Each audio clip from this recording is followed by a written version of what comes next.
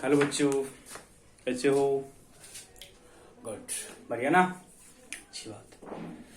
तो बच्चे, हम लोग ऑलमोस्ट आज खत्म ही कर लेंगे जो हम लोग का करंट टॉपिक है, that is periodic table. Last topic है इलेक्ट्रोनेगेटिविटी।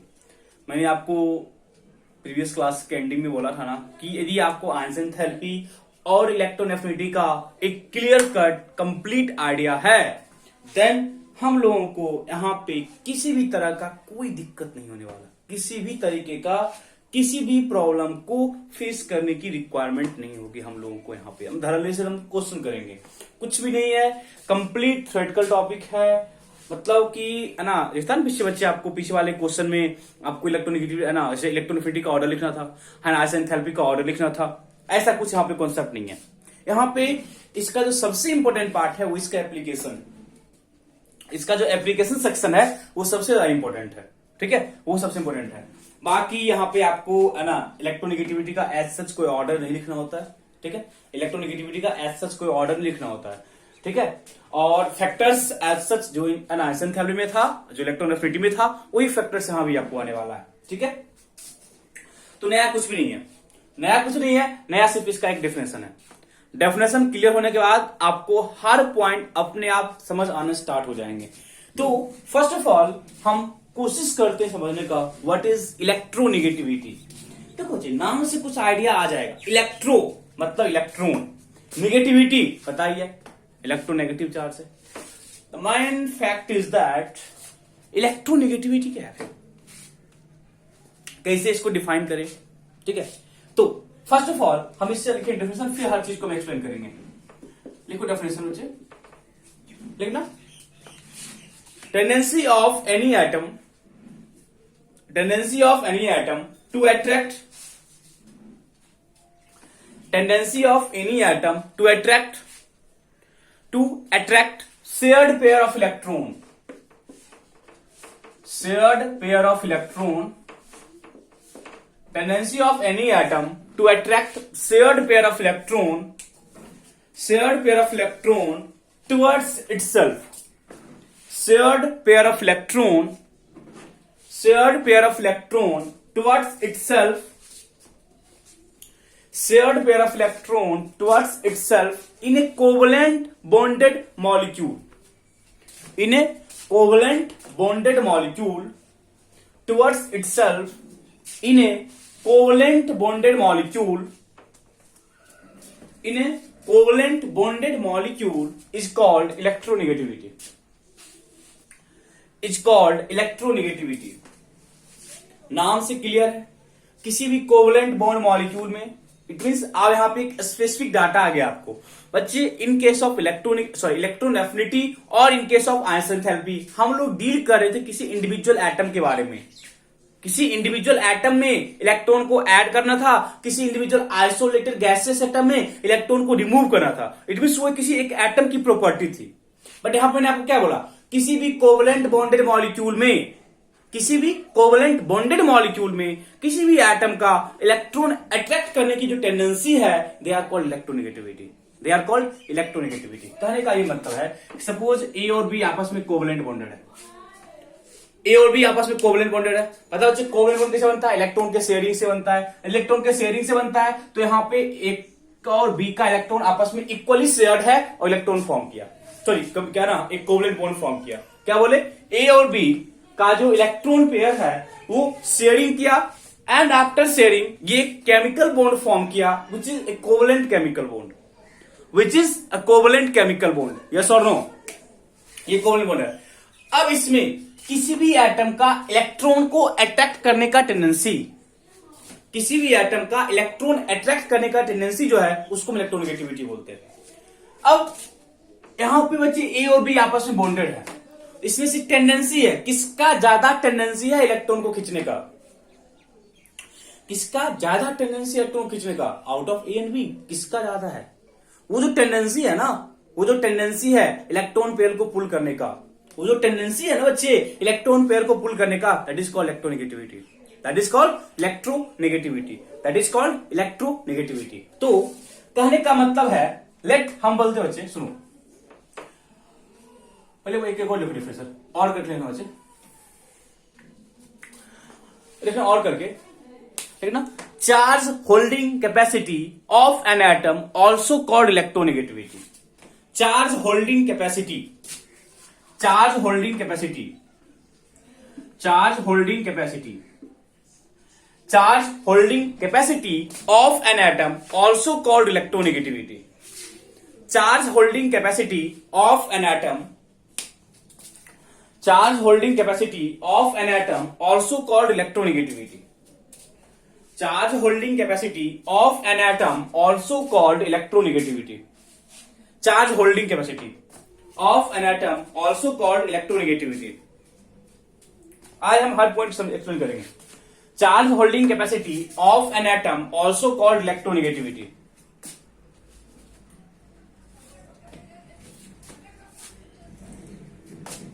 एक और लिखो, लिखना, लिखना, इट इज अ टेंडेंसी, लिखना और करके लिखना, it is a tendency, it is a tendency that represent, it is a tendency that represent, it is a tendency that represent, it is a tendency that represent how tightly and strongly, it is a tendency which represent how tightly and strongly, how tightly and strongly an atom, how tightly and strongly an atom hold its valence electron, how tightly and strongly an atom holds its valence electron, holds its valence electron, how tightly and strongly an atom holds its holds its valence electron। देखो तीन definition है, तीनों का meaning same है। तीन definition है, तीनों का मीनिंग बच्चे एग्जैक्टली सेम है। हम एक ही एग्जांपल से आपको हर पॉइंट के या हर डेफिनेशन के मीनिंग को एक्सप्लेन करने की कोशिश करूंगा। फर्स्ट ऑफ ऑल मैंने क्या बोला कि कोवलेंट बॉन्डेड मॉलिक्यूल है, आपको इसी में देखना है। किसी भी कोवलेंट बॉन्डेड मॉलिक्यूल में किसी भी एटम का इलेक्ट्रॉन पेयर को अट्रैक्ट करने का जो टेंडेंसी है वो इलेक्ट्रोनेगेटिविटी है। फर्स्ट डेफिनेशन का अपना एक अलग सिग्निफिकेंस है। जब तक आपको फर्स्ट डेफिनेशन का आइडिया नहीं होगा, आगे सेकेंड एंड थर्ड डेफिनेशन को आप इजिली अंडरस्टैंड नहीं कर सकते हो। सुनो मैंने क्या बोला, यहां पे बच्चे अब इलेक्ट्रॉन इक्वली शेयर्ड था, इक्वली शेयर्ड था। अब मैंने क्या बोला, late electronegativity of A is more than electronegativity of B। यदि बच्चे इस तरह का कंडीशन है, A का इलेक्ट्रोनेगेटिविटी ज्यादा है, कहने का क्या मतलब हुआ, A का इलेक्ट्रोनेगेटिविटी कहने का क्या मतलब है कि A बॉन्डेड पेयर इलेक्ट्रॉन को अपनी तरफ खींचेगा। अब कॉमन सेंस की बात है बच्चे, यदि A बॉन्डेड पेयर इलेक्ट्रॉन को अपनी तरफ खींचेगा तो आप ये बोल सकते हो ना बच्चे, हम क्या बोले, ए ने बॉन्डेड पेयर इलेक्ट्रॉन को अपनी तरफ खींचा। यदि बच्चे ए ने बॉन्डेड पेयर इलेक्ट्रॉन को अपनी तरफ खींचा तो आपको क्या लगेगा, आपको ये लगेगा ना कि जो इलेक्ट्रॉन यहां पे इक्वली शेयर्ड था, जो इलेक्ट्रॉन यहां पे इक्वली शेयर्ड था वो अपना most of the time spend कर रहा है कहां, टुवर्ड्स ए। यस और no, if A having high electronegativity then B, it means shared pair electron या bonded pair electron spend most of this time, spend most of its time towards A. यदि बच्चे वो अपना most of the times towards A है ना spend कर रहा है, इसका ये मतलब हुआ कि जो ए है वो पार्शियली नेगेटिव हो जाएगा। I am not saying complete negative, वो पार्शियली नेगेटिव हो जाएगा। पार्शियली नेगेटिव कहने का मतलब क्या, वहां पे नेगेटिव चार्ज क्रिएट होना स्टार्ट हो जाएगा। फॉर एग्जाम्पल देखो बच्चे ना, क्लास में यदि बच्चा ज्यादा पढ़ने में, सॉरी अच्छा पढ़ने में, तो कि जो उसका मार्क्स अच्छे आ रहे हैं, किसी बच्चे के मार्क्स अच्छे नहीं आ रहे हैं, तो जो बच्चा अच्छे मार्क्स वाले के कांटेक्ट में रहता है उसके मार्क्स ऑटोमेटिकली अच्छे आने स्टार्ट हो जाते हैं आफ्टर सम टाइम। और जो है ना जिसका मार्क्स अच्छा नहीं आ रहा है उसके कांटेक्ट में रहता है, उसके मार्क्स कम होने स्टार्ट हो जाते हैं। तो एक टेंडेंसी है। यदि इलेक्ट्रॉन टुवर्ड्स ए अपना most of the time spend कर रहा है, it means A partially negative charge acquire कर लेगा। अब बी से इलेक्ट्रॉन दूर गया है, बी से इलेक्ट्रॉन दूर गया है, इसका कहने का क्या मतलब है, बी पार्शियली पॉजिटिव हो जाएगा। अभी इलेक्ट्रॉन इक्वली शेयर्ड था, यदि बच्चे इलेक्ट्रॉन इक्वली शेयर्ड है तो ए और बी कंप्लीट न्यूट्रल मॉलिक्यूल आपको दिख रहा है, ए और बी पे कोई चार्ज नहीं है। अब मैंने क्या बोला, if A is partial, if A having high electronegativity then B, it means the shared pair of electron spend most of its time towards A, most of its time towards ए।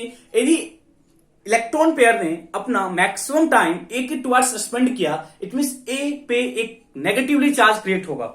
हम ये नहीं बोल रहे कि वो कंप्लीट नेगेटिव होगा, partial negative. देखो कैसे बोलते हैं, ए यहां पे था, इलेक्ट्रॉन मेरा शिफ्ट किया तो यहां पे पार्शियल नेगेटिव आएगा और यहां पे पार्शियल पॉजिटिव। ये जो सिंबल है तो पार्शियल, पार्शियल को रिप्रेजेंट करता है। ये क्या है, पार्शियल। ठीक है, पहले आप इसको फिर हम लिखाते हैं। एग्जाम्पल करके लिखना, एग्जाम्पल करके लिखना। एग्जाम्पल क्या, रिप्रेजेंटेशन करना जो भी ए कर लेना। ए और बी क्या कोवलेंट बोल रहे हैं। ठीक है, इसमें क्या किया, let A having high electronegativity then B, then आपको इस तरह का रिप्रेजेंटेशन मिलेगा। ठीक है, आप यहां लिखना, इफ लिखना, if A having high electronegativity then B, if A having high electronegativity then B, if A having high electronegativity then B, it means if A having high electronegativity than B, it means shared pair electron, it means shared pair electron, it means shared pair electron spend most of its time, it means shared pair electron spend most of its time towards A, shared pair electron spend most of its time towards A, as a result A having partially negatively, A having partial negative charge,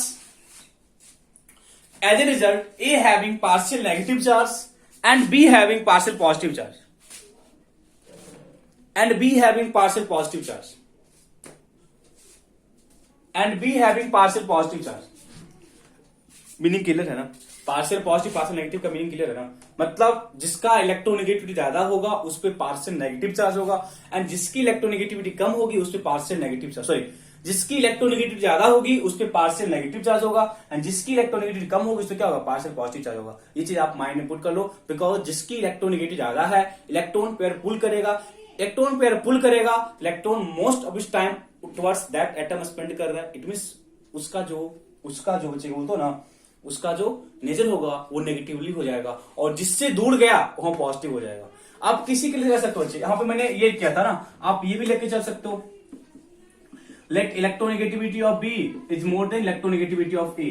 it means अब A पे क्या हो जाएगा, partial positive हो जाएगा, और B पे क्या हो जाएगा, पार्शियल नेगेटिव हो जाएगा। अब ए पे क्या हो जाएगा, अब बी ज्यादा पावरफुल है ना बच्चे, अब ज्यादा पावरफुल कौन है, बी आ गया। अब कौन है पावरफुल, बी हो गया। इट मींस बी इलेक्ट्रॉन को खींचेगा, यदि बी इलेक्ट्रॉन खींचा, बी पे क्या होगा, पार्शियल नेगेटिव, और ए पे क्या हो जाएगा, पार्शियल पॉजिटिव। तो एक रिलेटिव कॉन्सेप्ट है, हम उस चीज पे आ रहे हैं। ये एक रिलेटिव कॉन्सेप्ट है, हम उस चीज को पकड़ रहे हैं, हम उस चीज पे आ रहे हैं। ठीक है, तो डेफिनेशन क्लियर है। सेकेंड एंड थर्ड डेफिनेशन वाले पार्ट को हम देखते हैं। फर्स्ट क्लियर है, सेकेंड क्या बोला, ए और बी मैंने बोला, मैंने क्या बोला, negative charge holding capacity of an atom is called electronegativity. अब मैंने बोला कि ए ज्यादा इलेक्ट्रोनेगेटिव है। यदि बच्चे ए ज्यादा इलेक्ट्रोनेगेटिव है, इसका क्या मतलब है कि ए नेगेटिव चार्ज को स्ट्रोंगली रख सकता है एज कंपेयर टू बी, ही मतलब है ना बच्चे। यदि ए का ईएन ज्यादा है तो ए पे पार्शियल नेगेटिव आया था, बी पे पार्शियल पॉजिटिव आया था। ये बच्चे ए पे पार्शियल नेगेटिव आया, कहने का क्या मतलब हुआ, ए का नेगेटिव चार्ज होल्डिंग कैपेसिटी ज्यादा है as compare to B. A का नेगेटिव चार्ज होल्डिंग कैपेसिटी ज्यादा है as compare to B, yes और no. Negative charge holding capacity of A is more than B, clear. And third मैंने क्या बोला कि how tightly and strongly an atom hold its valence electron. आपको बच्चे पता है कि जो बॉन्ड फॉर्म होता है वो by the sharing of valence electron ही होता है। अब आप देखो मैंने क्या बोला, ये बी का इलेक्ट्रॉन था और ये का इलेक्ट्रॉन था। जो जितना स्ट्रांगली रखेगा, मैंने क्या बोला, ए ने अपने वैलेंस इलेक्ट्रॉन को स्ट्रांगली रखा था तो बी ने स्ट्रांगली नहीं रखा था। यदि बच्चे बी ने अपने वैलेंस इलेक्ट्रॉन को स्ट्रांगली नहीं रखा तो उसको ए ने क्या किया, अट्रैक्ट कर लिया। इस कारण से तो करता है।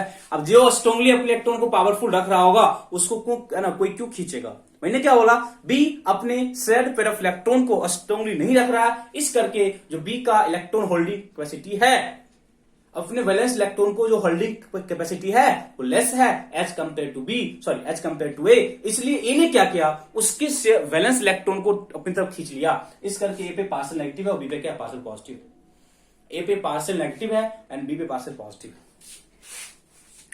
यहां तक के पॉइंट्स में किसी को कहीं पे डाउट, यहां तक के पॉइंट्स में जो डेफिनेशन टर्म है अप टू दैट पॉइंट, यदि किसी को डाउट है बोलना बच्चे, कोई डाउट यहां तक नहीं ना। अब बच्चे देना,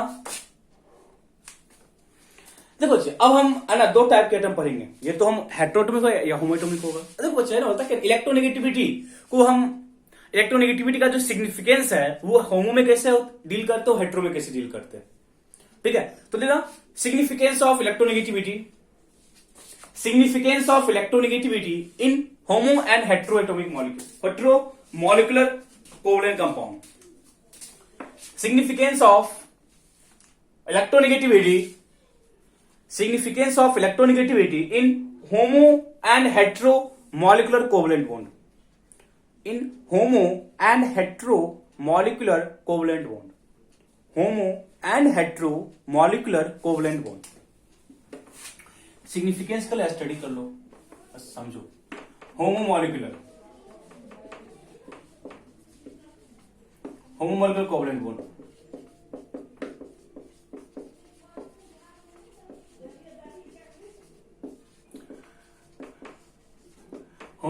होमोमोलिकुलर कोवलेंट बॉन्ड और हेटेरोमोलिकुलर कोवलेंट कंपाउंड, कंपाउंड की बात करें, ठीक है, या बॉन्ड, ठीक है।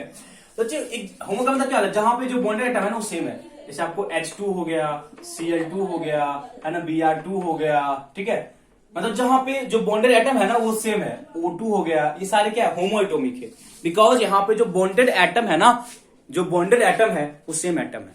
और हेटेरो में क्या होगा, HCl है, NH3 है, वाटर है, these all are the examples of heteroatomic, heteromolecular covalent compound, heteromolecular covalent compound, okay।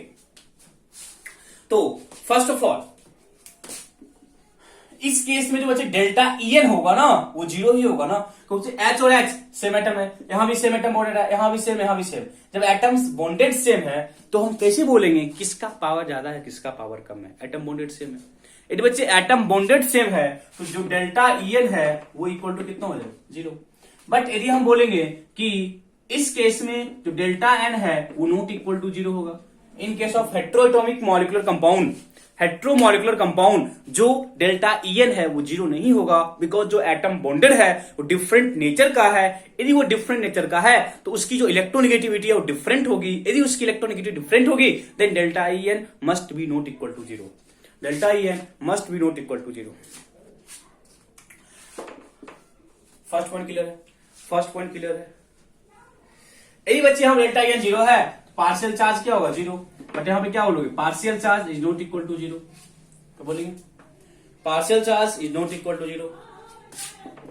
Third, ये होगा नॉन पोलर कंपाउंड, ये होगा नॉन पोलर कंपाउंड और ये होगा पोलर कंपाउंड। हम बात करेंगे पोलर या नॉन पोलर में। पोलर का मतलब होता है जहां पे चार्ज का सेपरेशन हो, जहां पे चार्ज क्रिएट हो।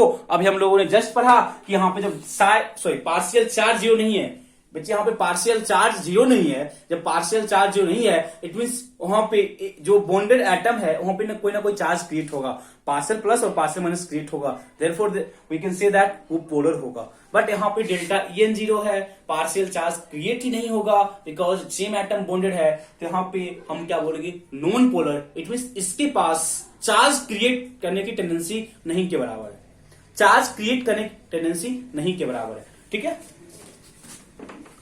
बॉन्ड स्ट्रेंथ बात करेंगे बाद में। Bond strength is same as expected,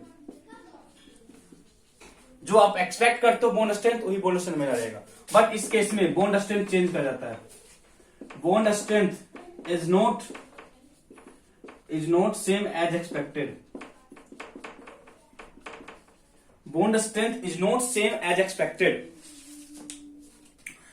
bond strength is not same as expected, हम बात करेंगे बच्चे। देखो यहाँ पे क्या हुआ, यहाँ पे बॉन्ड स्ट्रेंथ मतलब कि जो बॉन्ड बना उसका कुछ स्ट्रेंथ था, क्लियर था, बट यहाँ पे क्या होगा, अब जो उसका अपना बॉन्ड स्ट्रेंथ होगा तो होगा ही होगा, अब उस पर चार्ज भी क्रिएट हो गया ना बच्चे। यहाँ पे क्या बोलेंगे, एटम डिफरेंट था, तो वहां पे पार्शियल प्लस और पार्शियल माइनस भी क्रिएट हुआ बच्चे। यदि पार्शियल प्लस और पार्शियल माइनस क्रिएट हुआ है, इसका क्या मतलब हुआ, इसका ये मतलब हुआ कि जो अब उस पार्शियल प्लस और पार्शियल माइनस कारण वहां पे इलेक्ट्रोस्टैटिक फोर्स ऑफ अट्रैक्शन आ जाएगा, because of that bond strength slightly increase कर जाता है।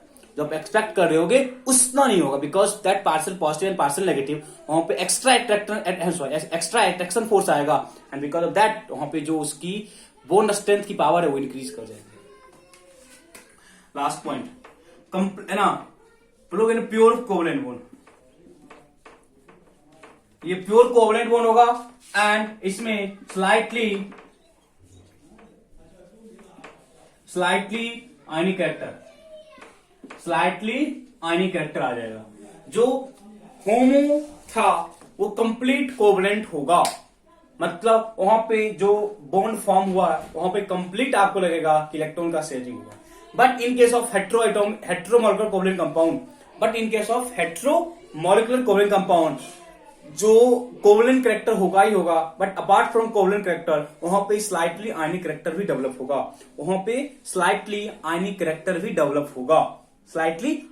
बिकॉज बच्चे वहां पे प्लस माइनस का सेपरेशन आया था। आपको पता है कि जो आयनिक कंपाउंड है, जो आयनिक बॉन्ड है, वो प्लस माइनस के कारण फॉर्म होता है। अप टू दिस पॉइंट को डाउट, मतलब सिग्निफिकेंट, मतलब कि इलेक्ट्रोनेगेटिविटी को हम कैसे डील करते हैं in case of homomolecular compound and heteromolecular compound, कि किस तरह से हम इलेक्ट्रोनेगेटिविटी को डील करते हैं। Up to basic level I think आपको क्लियर है, ठीक है, up to basic level I think आपको क्लियर होना चाहिए।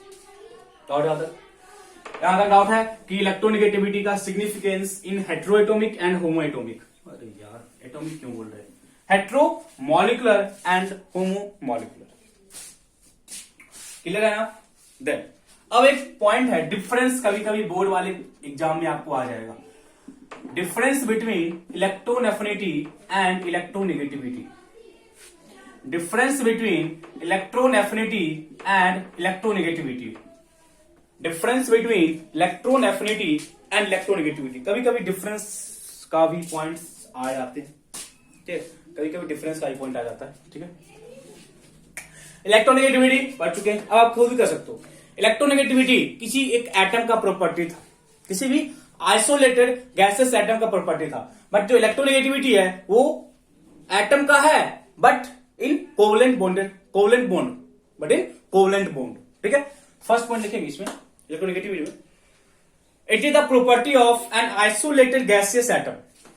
First point, it is the property of an isolated gaseous atom. It is the property of an isolated gaseous atom. It is the property of an isolated gaseous atom. It is the property of an isolated gaseous atom. Property of an isolated gaseous atom. इसमें first point लिखो, it is the property of an atom. It is a property of an atom. It is a property of an atom which is covalent bonded. Which is covalent bonded, या which is bonded through covalent bond, ऐसे भी कर सकते हो। It is a property of an atom which is bonded through covalent bond, कर लो, सही रहेगा। It is a property of an atom which is bonded through a covalent bond. Clear है, first point clear है कि जो electron affinity है वो किसी आइसोलेटेड गैसेस एटम की प्रॉपर्टी है, बट जो इलेक्ट्रोनेगेटिविटी है वो किसी भी एटम की प्रॉपर्टी है बट इन कोवलेंट बॉन्ड, ठीक है। Second point, it is a fix data, it is a fix value. जो इलेक्ट्रॉन एफिनिटी है वो फिक्स वैल्यू है, हर एटम का फिक्स होता है। जो इलेक्ट्रॉन एफिनिटी वैल्यू है वो हर एटम का फिक्स होता है। It is a fix value, देखना इलेक्ट्रोनेगेटिविटी में it is an relative value, it is a relative value that is it is a relative value that is it is a relative value that is its value depends on it is a relative value that is its value depends on its value depends on its value depends on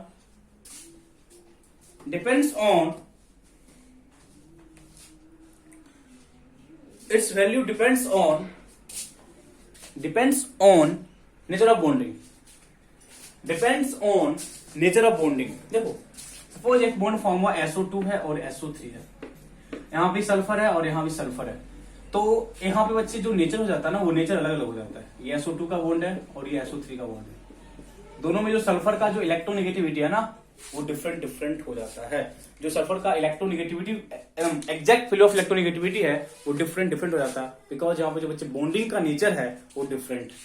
वो जो bonding का nature है, तो बच्चे यहाँ पे क्या होगा, सल्फर का ज्यादा इलेक्ट्रोनेगेटिविटी है, सॉरी O का है, O का ज्यादा है, मतलब यहाँ इधर खींचा ये इधर खींचा, तो यहाँ पे क्या होगा, पार्शियल प्लस होगा। बच्चे यहाँ पे तीन तरीके से खींच रहा है, तीन, यहाँ भी खींचा, यहाँ भी खींचा और यहाँ भी खींचा। अब जो यहाँ पे पार्शियल प्लस क्रिएट होगा, अब कॉमन सेंस कहते हैं बच्चों, होता ना, अब कॉमन सेंस की बात है। अब बताओ यहाँ पे सल्फर को 2 ऑक्सीजन, यहाँ पे सल्फर पे जो पार्शियल प्लस चार्ज क्रिएट हुआ था बिकॉज ऑफ दिस 2 ऑक्सीजन होता, बट यहाँ पे जो सल्फर पे पार्शियल प्लस चार्ज क्रिएट होगा वो बिकॉज ऑफ दिस 3 ऑक्सीजन होगा, वो बिकॉज ऑफ दिस 3 ऑक्सीजन होगा। It means definitely data different होगा। इट मीन्स डेफिनेटली जो यहाँ पे पार्शियल प्लस का वैल्यू क्रिएट हो रहा है वो डेफिनेटली क्या होगा, डिफरेंट होगा from sorry in this structure and in this structure.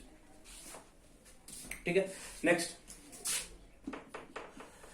Its unit is kilojoule per मोल और किलो कैलोरी पर मोल, जो भी सॉरी पर एटम।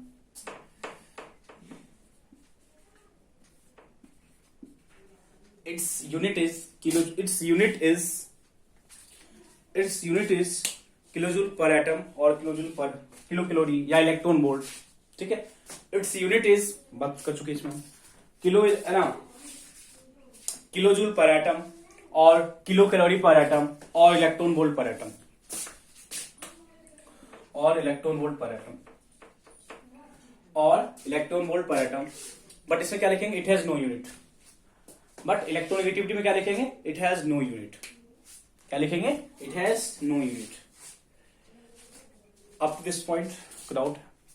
डिफरेंस में कोई डाउट है? इलेक्ट्रोनेगेटिविटी एक रिलेटिव वैल्यू है, बट इलेक्ट्रोनेफिनिटी एक एब्सोल्यूट वैल्यू है, मतलब ये फिक्स है, ये हर एटम का चेंज, ये एटम टू एटम चेंज नहीं करता है। बट जो बच्चे इलेक्ट्रोनेगेटिविटी है वो चेंज करता है किस पे, किस टाइप का बॉन्ड आप फॉर्म करते हो, तो जो बॉन्डेड एटम है वो अपना बॉन्ड किस तरीके से फॉर्म कर रहा है, इसका यूनिट होता है। बट यहाँ पे आपको कोई यूनिट नहीं होगा, बिकॉज ये क्या है, कितना पावर से कोई एटम बॉन्डेड पेयर में इलेक्ट्रॉन को खींच रहा है। ठीक है, अब आपको क्लियर है इसके, है ना। यहाँ पे क्या लिखे थे, फर्स्ट पॉइंट क्या लिखे थे, फर्स्ट पॉइंट ये किसी आइसोलेटेड एटम की प्रॉपर्टी है, ये भी एटम की प्रॉपर्टी है बट इन कोवलेंट बॉन्ड।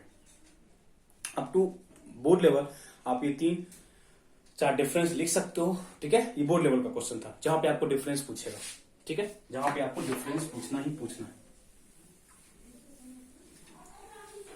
ठीक है, 3 मेरा हो गया बेसिक पार्ट रिगार्डिंग इलेक्ट्रोनेगेटिविटी। अब बच्चे हम नेक्स्ट पॉइंट देंगे ना, वो है स्केल, मतलब इलेक्ट्रोनेगेटिविटी को किस तरीके से कैलकुलेट किया जाता है। इलेक्ट्रोनेगेटिविटी को किस तरीके से कैलकुलेट किया जाता है, इलेक्ट्रोनेगेटिविटी स्केल। बहुत सारे साइंटिस्ट था, उनका अपना अपना मॉडल था, बहुत सारे साइंटिस्ट था, उनका अपना अपना मॉडल था, बट हमको सारे मॉडल्स को नहीं पढ़ना। हम सिंपली कभी कभी आपको वहां पे, है ना, क्वेश्चंस दे देता है। ठीक है, एज सच ज्यादा इंपॉर्टेंट नहीं है, बट हम कर लेते हैं। ठीक है, कहीं क्वेश्चन आ जाएगा तो फिर क्या करें। इलेक्ट्रोनेगेटिविटी स्केल, फर्स्ट है polling scale.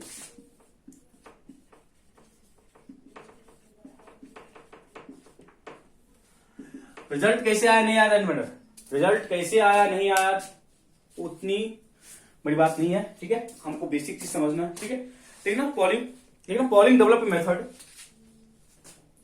Polling develop a method to calculate, Pauling develop a method to calculate, Pauling develop a method to calculate electronegativity, electronegativity based on, electronegativity based on bond energy of bonded atom। based on bond energy of bonded atom, based on bond energy of bonded atom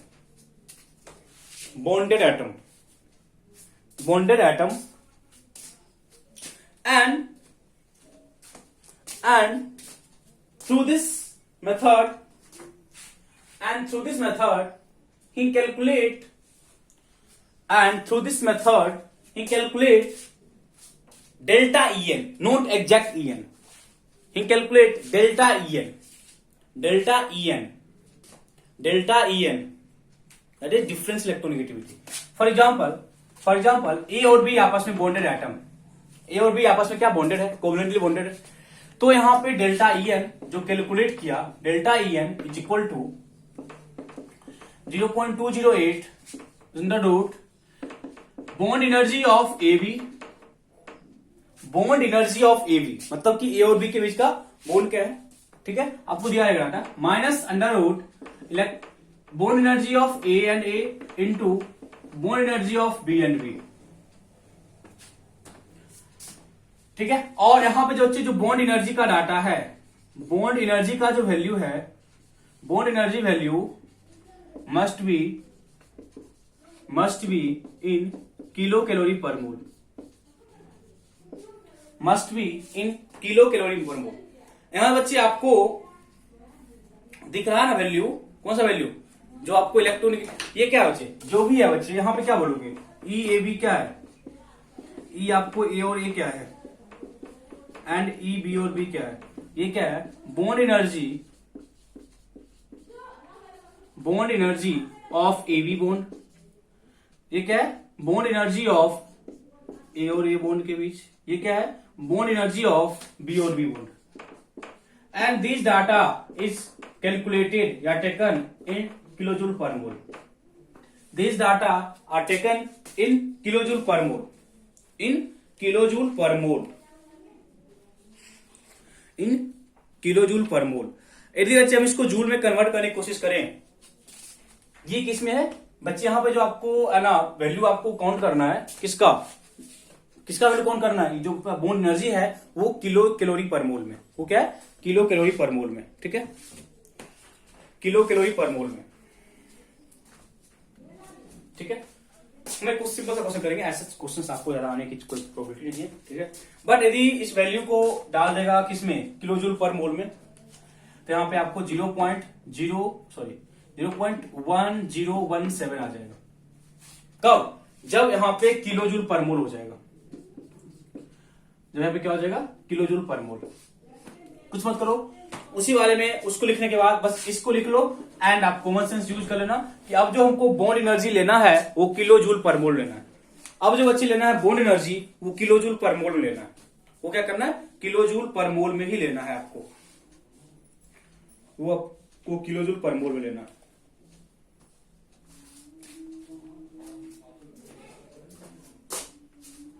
हम यहाँ पे exact निकाल रहे हैं, हम ये exact नहीं निकाल पाएंगे कि ए और बी का इलेक्ट्रोनेगेटिविटी कितना है. हम ए और बी के बीच का जो इलेक्ट्रोनेगेटिव डिफरेंस है वो कैलकुलेट कर सकते हैं through this method. And this method is developed by Pauling. According to Pauling he used the bond energy value. Result कैसे आया नहीं आया, they are not in our syllabus. Simply मेरे को रिजल्ट याद रखना है कि if kilo calorie per mole data दिया हुआ है देन आपको यूज क्या करना, 0.208 under root bond energy of AB bond minus under root bond energy of AA into bond energy of BB. Simple सा कॉन्सेप्ट है, bond energy of AA minus bond energy of BB. ठीक है. अब यदि आपको kilo joule पर मोल में दे देगा, आप बच्चे किसी एक वैल्यू को याद रखो एंड बाकी आप लोग कन्वर्जन जानते हो किस तरीके से हम लोग कन्वर्ट करते हैं, वो चीज आपको पता है, ठीक है. अब एक क्वेश्चन, सिंपल सा क्वेश्चन लिखेंगे, बस थोड़ा सा आपको क्लियर हो जाए कि जो फॉर्मूला लिखे हो आप उसमें आप डील कैसे कर सकते हो. क्वेश्चन लिखना, calculate delta En between A and B. Calculate delta En between A and B if energy of A, energy of BB and energy of AB bond are. आपको A और A का दिया हुआ 81, आपका A और A का दिया हुआ 81 दिया हुआ है, ठीक है. और A और A का 81, बी और बी का 69 दिया हुआ है, बी और बी का कितना दिया हुआ 69 दिया हुआ, सॉरी 64 64 है, 64 है। और आपका ये है ना, ये आपका 72 76, चलो 76 दिया हुआ। और ये सारा वैल्यू आपको किलो किलो है ना, किलो कैलोरी पर मोल में दिया हुआ, किलो कैलोरी पर मोल में दिया हुआ है। सिंपली मेरे को delta E N between A and B निकालना है, हमें difference electronegativity between A and B निकालना है। इफ आपको बॉन्ड एनर्जी का डाटा इस तरीके से दिया हुआ है, सिंपल सा है, कुछ नहीं करना है। Delta E N equal to क्या लिखोगे 0.208 अंडर रूट क्या लिखेंगे 76 माइनस क्या लिखोगे 64 इंटू क्या लिखोगे 81। कैलकुलेट कर लो, कर सकते हो कैलकुलेट ना, कुछ नहीं करना है, सिंपल सा कैलकुलेशन है, आप लोग कर सकते हो। ठीक है,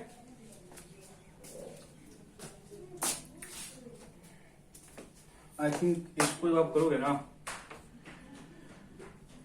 ये आपका आ जाएगा 72 आ जाएगा।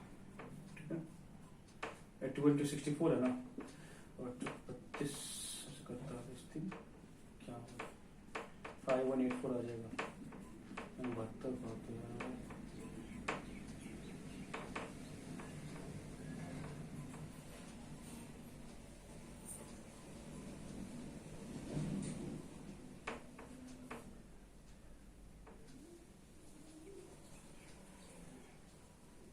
इजीली 72 ही हो जाएगा, 72 ही हो जाएगा। इससे that is 0.208 under root 76 minus 72, ये आपका 4 हो जाएगा, दैट इज 0.208 इंटू कितना हो जाएगा 2 हो जाएगा।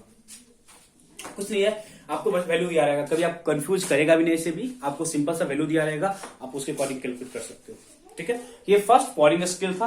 पॉलिंग स्केल में आपको बोन एनर्जी वाला डाटा का कॉन्सेप्ट यूज करना है।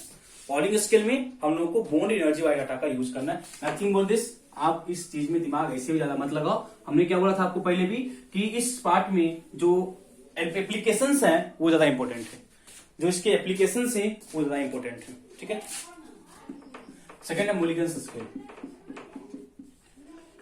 Mulliken's scale of electronegativity. Second क्या है, Mulliken's scale of electronegativity, Mulliken's scale of electronegativity. ठीक ना, according to Mulliken, electronegativity is average of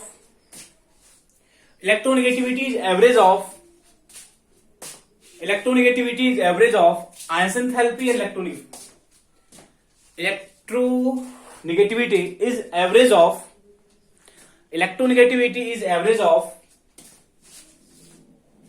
electronegativity is average of Einstein enthalpy and electron affinity, is average of Einstein enthalpy and electron affinity, is average of ionization enthalpy and electron affinity।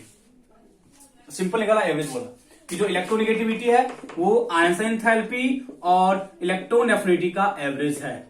देखो कैसे आया नहीं आया इतना कुछ नहीं समझना है, इतना कुछ नहीं समझना है, कुछ भी नहीं करना आपको। सिंपल सा डाटा में आपको कभी कभी डायरेक्टली एग्जाम में आपको पूछेगा which formula is according to Mulliken's scale, तो आप उसके अकॉर्डिंग कर सकते हो, डजेंट मैटर कैसे करना नहीं करना, डजेंट मैटर।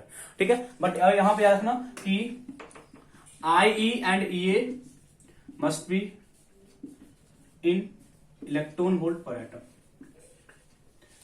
आपको यूज करना है वो इलेक्ट्रॉन वोल्ट पर एटम में यूज करना है, और इलेक्ट्रॉन एफिनिटी का ओनली पॉजिटिव वैल्यू यूज करना, ओनली पॉजिटिव वैल्यू यूज करना। ऐसा नहीं कि आप ना कि फर्स्ट इलेक्ट्रॉन एफिनिटी क्या होता है, फर्स्ट जो इलेक्ट्रॉन एफिनिटी है वो क्या होता है, पॉजिटिव होता है, पता है ना, क्योंकि डेल्टा एस क्या था, नेगेटिव था। First I think listing deal कर चुके हैं। फर्स्ट आइंस्टाइन एंथैल्पी क्या होता है, सॉरी फर्स्ट इलेक्ट्रॉन एफिनिटी क्या होता है, पॉजिटिव, बिकॉज जो फर्स्ट डेल्टा एस था क्या था, नेगेटिव था। तो बट ऐसा नहीं है, हमको जो इलेक्ट्रॉन एफिनिटी का वैल्यू यूज करना है वो सिर्फ और सिर्फ एक पॉजिटिव वैल्यू यूज करना है। और जहां तक एक और रिजल्ट है, इंपॉर्टेंट है, नोट करके क्लोज, बस एक रिजल्ट है, सिंपल सा है कि पॉलिंग स्केल और मिल्किंस में क्या दोनों में क्या रिलेशन, पॉलिंग और मिल्किंस में क्या रिलेशन।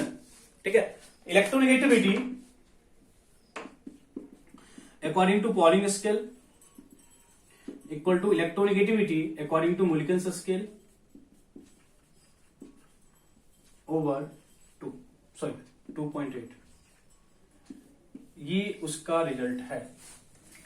पॉलिंग और मिलिकन्स के इलेक्ट्रोनेगेटिविटी वैल्यू का ये आपको रिलेशन, पॉलिंग और मिलिकन्स के इलेक्ट्रोनेगेटिविटी का ये आपके पास रिलेशन है। ये क्या है, मेरे पास रिलेशन है। कभी कभी क्वेश्चंस बन सकते हैं। मैंने आपको पहले बोल दिया कि इलेक्ट्रोनेगेटिविटी स्केल वाले पार्ट में जरा दिमाग आपको लगाना नहीं है। तो वो सिंपली क्या है ना कि जो एज सच कोई डायरेक्ट मेथड नहीं है जिसके थ्रू हम लोग इलेक्ट्रोनेगेटिविटी को कैलकुलेट कर सकते हैं। कोई डायरेक्ट मेथड नहीं है जिसके थ्रू हम लोग इलेक्ट्रोनेगेटिविटी को कैलकुलेट कर सकते हैं। तो मेन फैक्ट इज दैट कि एक रेफरेंस क्रिएट किया जाता है। जैसे कि पॉलिंग क्या कहते हैं, वो एक रेफरेंस क्रिएट किया जहां पे, बट यहाँ पे आप एग्जैक्ट वैल्यू निकाल सकते हो किसी भी एटम के, है ना। आप उसके वैल्यू को पुट करोगे, देन जो वोल्टेज यहाँ पे आपके इलेक्ट्रोनेगेटिविटी का वैल्यू आपको यहाँ लेना है, इन दोनों का जो लेना है वो इलेक्ट्रॉन वोल्ट पर एटम में लेना है। तो ऐसा जहां से कभी कोई क्वेश्चन आपको इन डेप्थ क्वेश्चन कभी आज तक पूछा नहीं है और नहीं पूछेगा। कभी कभी मिल्कन्स वाले का फॉर्मूला पूछ लेता है, तो फॉर्मूला की केयर को करना, सॉरी इसको केयर करना। कभी कभी क्वेश्चन डायरेक्टली बन जाते हैं, तो इस चीज का केयर करना, ठीक है। कभी कभी यहां से बन जाए क्वेश्चन कि इलेक्ट्रोनेगेटिविटी पॉलिंग और मिल्कन्स में क्या रिलेशन था, तो इसको भी हम लोग सॉल्व कर सकते हैं इजीली। मैं आपको पहले बोल दिया कि यहाँ पे हम लोगों को ज्यादा दिमाग लगाने की जरूरत नहीं है कि कैसे आया नहीं आया, these are the useless concept, ठीक है। कभी कभी कैसे आया नहीं आया इसके पीछे हम लोग को नहीं जाना है, ओके ना।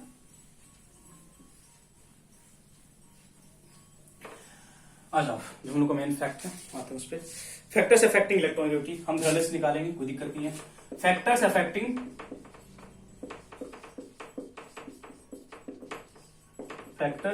Electronegativity,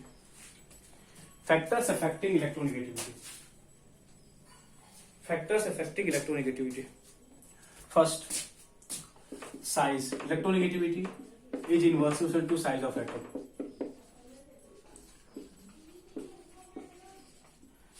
Inversely proportional to size of an atom. Electronegativity is inversely proportional to size of an atom. ठीक है। Electronegativity is directly proportional to Z effective. Doubt है कहीं पे, समझाने की रिक्वायरमेंट है? तो सबसे पहले इस दो चीज को, तो हमने क्या बोला कि जो किसी भी बॉन्डेड पेयर में इलेक्ट्रॉन को जो पुल करने का जो टेंडेंसी है ना बच्चे, उसको हम इलेक्ट्रोनेगेटिविटी बोलते हैं। किसी भी बॉन्डेड पेयर में इलेक्ट्रॉन को पुल करने का जो टेंडेंसी है उसको हम लोग इलेक्ट्रोनेगेटिविटी बोलते हैं, अब आप कॉमन सेंस यूज करो। हमने क्या बोला कि बच्चे अब आप कॉमन सेंस यूज करो, इलेक्ट्रॉन को कौन खींचेगा? यदि कहीं पे पॉजिटिव चार्ज ज्यादा है तो उसका इलेक्ट्रॉन पुलिंग करने से क्या हो, ज्यादा होगा। अब कॉमन सेंस यूज करो, सपोज ए का जेड इफेक्टिव ज्यादा है, इसका क्या मतलब है? ए का जेड इफेक्टिव ज्यादा का क्या मतलब है कि ए का बच्चे जेड इफेक्टिव ज्यादा है, तो उसका मतलब है उसका न्यूक्लियस पावरफुल है। यदि उसका न्यूक्लियस पावरफुल है तो उसका जो न्यूक्लियस है वो इलेक्ट्रॉन को स्ट्रोंगली अपनी तरफ खींच सकता है, बोल सकते हैं। यदि ए का न्यूक्लियस पावरफुल है तो बोल सकते हैं ना कि यदि उसका न्यूक्लियस पावरफुल है तो वो क्या करेगा, वो इलेक्ट्रॉन को अपनी तरफ स्ट्रोंगली खींचेगा। यदि न्यूक्लियस पावरफुल है कहने का क्या मतलब, जेड इफेक्टिव ज्यादा स्ट्रोंग है। यदि बच्चे जेड इफेक्टिव ज्यादा स्ट्रोंग है, तो आप ये बोल सकते हो ना कि वहां पे जो साइज ऑफ एटम है वो छोटा होगा। इट मींस स्मॉल साइज में जेड इफेक्टिव ज्यादा होता है, बिगर साइज में जेड इफेक्टिव क्या होता है, कम होता है। यदि बच्चे जेड इफेक्टिव ज्यादा है तो वहां पे जो न्यूक्लियस का नेट पॉजिटिव चार्ज है वो बहुत ज्यादा है। यदि न्यूक्लियस का नेट पॉजिटिव चार्ज बहुत ज्यादा है तो वो क्या करेगा, इलेक्ट्रॉन को स्ट्रोंगली अपनी तरफ खींच लेगा। वही कॉन्सेप्ट यहां यूज करते हैं। सिर्फ और सिर्फ आपको एक चीज माइंड रखना है कि जिसका जेड इफेक्टिव ज्यादा है वो स्ट्रोंगली इलेक्ट्रॉन को खींचेगा, जिसका जेड इफेक्टिव ज्यादा है वो स्ट्रोंगली इलेक्ट्रॉन खींचेगा। यदि बच्चे जेड इफेक्टिव ज्यादा है तो साइज कम होगा, इट मीन बिगर साइज में इनवर्स का रिलेशन होगा। स्मॉल साइज होगा तो इलेक्ट्रोनेगेटिविटी क्या होगा, ज्यादा होगा। जेड इफेक्टिव ज्यादा होगा तो ईएन क्या होगा, ज्यादा होगा। आई थिंक यहां तक दिक्कत नहीं है। साइज और इलेक्ट्रोनेगेटिविटी को हम कैसे कंपेयर करते हैं, तो ये सिंपल सी बात है, हम ऐसे करते हैं। देखो ये फर्स्ट एटम है, ये सेकेंड एटम है, ठीक है, आपस में बॉन्डेड है, ठीक है। हम बोले पावर इलेक्ट्रॉन खींचना है, तो यहाँ इसका न्यूक्लियस है, यहाँ पे ये न्यूक्लियस इसका न्यूक्लियस है। अब खुद कॉमन सेंस यूज करो, इसमें और इसमें किसका जो बच्चे पॉजिटिव चार्ज की डेंसिटी ज्यादा कहां होगा, बोल सकते हो ना। इस केस में क्या बोलोगे, इस केस में जो पॉजिटिव चार्ज की डेंसिटी क्या होगी, मोर होगी। यदि बच्चे यहाँ पे पॉजिटिव चार्ज की डेंसिटी मोर होगी, इट मींस ये यहाँ पे जो पॉजिटिव चार्ज है वो एज सच ज्यादा हो जाएगा। यदि बच्चे पॉजिटिव चार्ज ज्यादा हो गया तो क्या करेगा, इलेक्ट्रॉन को खींचेगा ना। यहाँ पे क्या बोलोगे, न्यूक्लियस साइज बड़ा है तो यहाँ जो बच्चे पॉजिटिव चार्ज की डेंसिटी क्या होगी, लेस होगी। यदि पॉजिटिव चार्ज की डेंसिटी लेस होगी उसके पास अब इतना ज्यादा पावर नहीं है कि वो इलेक्ट्रॉन पेयर को क्या कर सकता है, अट्रैक्ट कर सकता है, वो इलेक्ट्रॉन पेयर को अट्रैक्ट कर सकता है। ये चीज आपके पास समझ आया कि नहीं, ये चीज समझ आया कि नहीं बच्चे, ठीक है। अब हम 2 पॉइंट और लिखेंगे यहाँ पे फैक्टर्स में। Electronegativity is directly proportional to charge on cation, बोल सकते हो बच्चे। कैटायन जितना ज्यादा, मतलब यदि पॉजिटिव चार्ज जितना ज्यादा होगा उतना ज्यादा इफेक्टिव क्या होता है, ज्यादा होता है। पता है बच्चे, पॉजिटिव चार्ज हमने बताया था ना, कैटायन फॉर्मेशन में ज्यादा इफेक्टिव इंक्रीज किया था। यदि बच्चे कैटायन फॉर्मेशन में ज्यादा इफेक्टिव इंक्रीज किया था तो जितना ज्यादा पॉजिटिव चार्ज होगा उतना ज्यादा इफेक्टिव होगा, और जितना ज्यादा इफेक्टिव होगा उतना ज्यादा इलेक्ट्रोनेगेटिविटी होगा। बोल सकते हैं बच्चे। दैट इज Fe है, Fe2 पॉजिटिव है और Fe3 पॉजिटिव है। क्या बोलेंगे जो बच्चे इलेक्ट्रोनेगेटिविटी का डाटा क्या होगा, ऐसे ही होगा ना। Mn+2 है, Mn+4 है, Mn+6 है, Mn+7 है। बोलोगे ना वैल्यू क्या होगा, यही होगा ना। सिंपली हमको कुछ नहीं करना है, बिकॉज बच्चे मेरे को पता है चार्ज कैटायन फॉर्मेशन में ज्यादा इफेक्टिव इंक्रीज करता है। यदि कैटायन फॉर्मेशन में ज्यादा इफेक्टिव इंक्रीज किया, तो जो बच्चे इलेक्ट्रोनेगेटिविटी का वैल्यू है वो भी इंक्रीज करेगा, वो भी क्या होगा, इंक्रीज करेगा, ठीक है। एक और है जो अनायन केस लिखते हैं। पता है ना अनायन में क्या होता है, ड्यूरिंग अनायन फॉर्मेशन ज्यादा इफेक्टिव डिक्रीज करता है। ड्यूरिंग अनायन फॉर्मेशन ज्यादा इफेक्टिव डिक्रीज करता है। यदि ड्यूरिंग अनायन फॉर्मेशन ज्यादा इफेक्टिव डिक्रीज किया, यदि ड्यूरिंग अनायन फॉर्मेशन ज्यादा इफेक्टिव डिक्रीज किया, तो आप ये भी बोल सकते हैं बच्चे कि ज्यादा इफेक्टिव डिक्रीज करने का मतलब है कि जो इलेक्ट्रोनेगेटिविटी है वो इंक्रीज करेगा या डिक्रीज करेगा, डिक्रीज करेगा। दैट इज हम लिखेंगे कि जो बच्चे इलेक्ट्रोनेगेटिविटी है वो इनवर्सली प्रोपोर्शनल है charge on अनायन, charge on अनायन, charge on अनायन। That is n minus n2 minus, order क्या होगा, ये हो जाएगा। O माइनस O2 माइनस का ऑर्डर क्या हो जाएगा, ये हो जाएगा। अब कॉमन सेंस की बात है बच्चे, यदि पॉजिटिव चार्ज ज्यादा होगा तो इलेक्ट्रॉन को स्ट्रांगली खींचेगा, यदि नेगेटिव चार्ज ज्यादा है तो इलेक्ट्रॉन को स्ट्रांगली रिपेल करेगा। यदि इलेक्ट्रॉन को रिपेल कर रहा है इट मींस इलेक्ट्रॉन को अट्रैक्ट करने का टेंडेंसी कम होगा। यदि इलेक्ट्रॉन को अट्रैक्ट करने का टेंडेंसी कम है इट मींस बच्चे उसका जो नेट इलेक्ट्रोनेगेटिविटी है वो कम, उसका जो नेट इलेक्ट्रोनेगेटिविटी है वो कम हो जाएगा। बोलना अप टू दिस पॉइंट किसी भी तरीके का कोई doubt, up to this point किसी भी तरीके का बच्चे कोई डाउट है किसी को? नहीं ना, कोई डाउट यहां तक? अब देखो एक पॉइंट है फैक्टर्स में हाइब्रिडाइजेशन, अभी आपको समझ आएगा नहीं समझ आएगा तब भी आप समझने की कोशिश कर लेना, ठीक है। क्योंकि जो हम जस्ट इसके बाद करेंगे उसे चैप्टर ना केमिकल बॉन्डिंग, वहां पे इन चीजों के बारे में हम लोग पढ़ते हैं। हाइब्रिडाइजेशन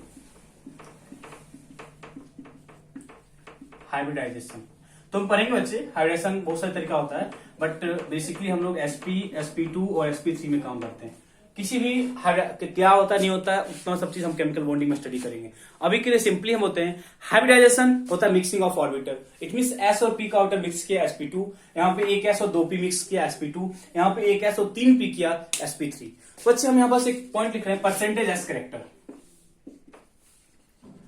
परसेंटेज एस करेक्टर यहाँ पे 50% है, यहाँ पे आपका 33% है और यहाँ पे 25% है। निकाल सकते हो ना परसेंटेज एस करेक्टर, निकाल सकते हो ना। एसपी एक एस है एक पी है 50% एस होगा, एक एस है 2p है, आउट ऑफ 3 1 पार्ट इसका है 1/3 है, ठीक है। Out of 1 S and 3p 1/4 है, दैट इज 25%, दैट इज 25%। तो बोल सकते हो बच्चे ना इसके पास परसेंटेज एस करेक्टर ज्यादा है।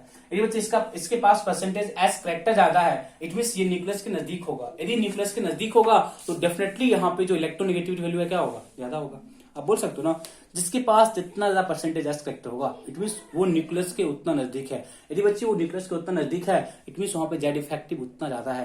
यदि बच्चे वहां पे जेड इफेक्टिव उतना ज्यादा है तो डेफिनेटली हम ये बोलेंगे कि उसका जो इलेक्ट्रोनेगेटिविटी वैल्यू है वो क्या होगा, ज्यादा होगा। It means out of sp हम यदि इलेक्ट्रोनेगेटिविटी की बात करें तो sp का ज्यादा होगा, देन sp2, देन क्या होगा sp3। इसको लिखो फिर हम लिखाते हैं इस पॉइंट का मीनिंग क्या है, परसेंटेज एस का मीनिंग क्या होता है, इसका मीनिंग हम लिखाते हैं। पहले लिख लो, लिखना लिखना more will be percentage s character, more will be percentage s character, more will be percentage as character of an element in a given compound, more will be percentage as character, more will be percentage as character of an element in a compound, more will be percentage as character of an element in a given compound, of an element in a given compound, more will be its tendency, more will be its tendency, more will be its tendency to more will be its tendency to remain closer to the nucleus, more will be its tendency to remain close to the nucleus, more will be its tendency to remain close to the nucleus, that is more will be their effective value, that is more will be their effective value, more will be their effective value, and also more will be that effective value, and also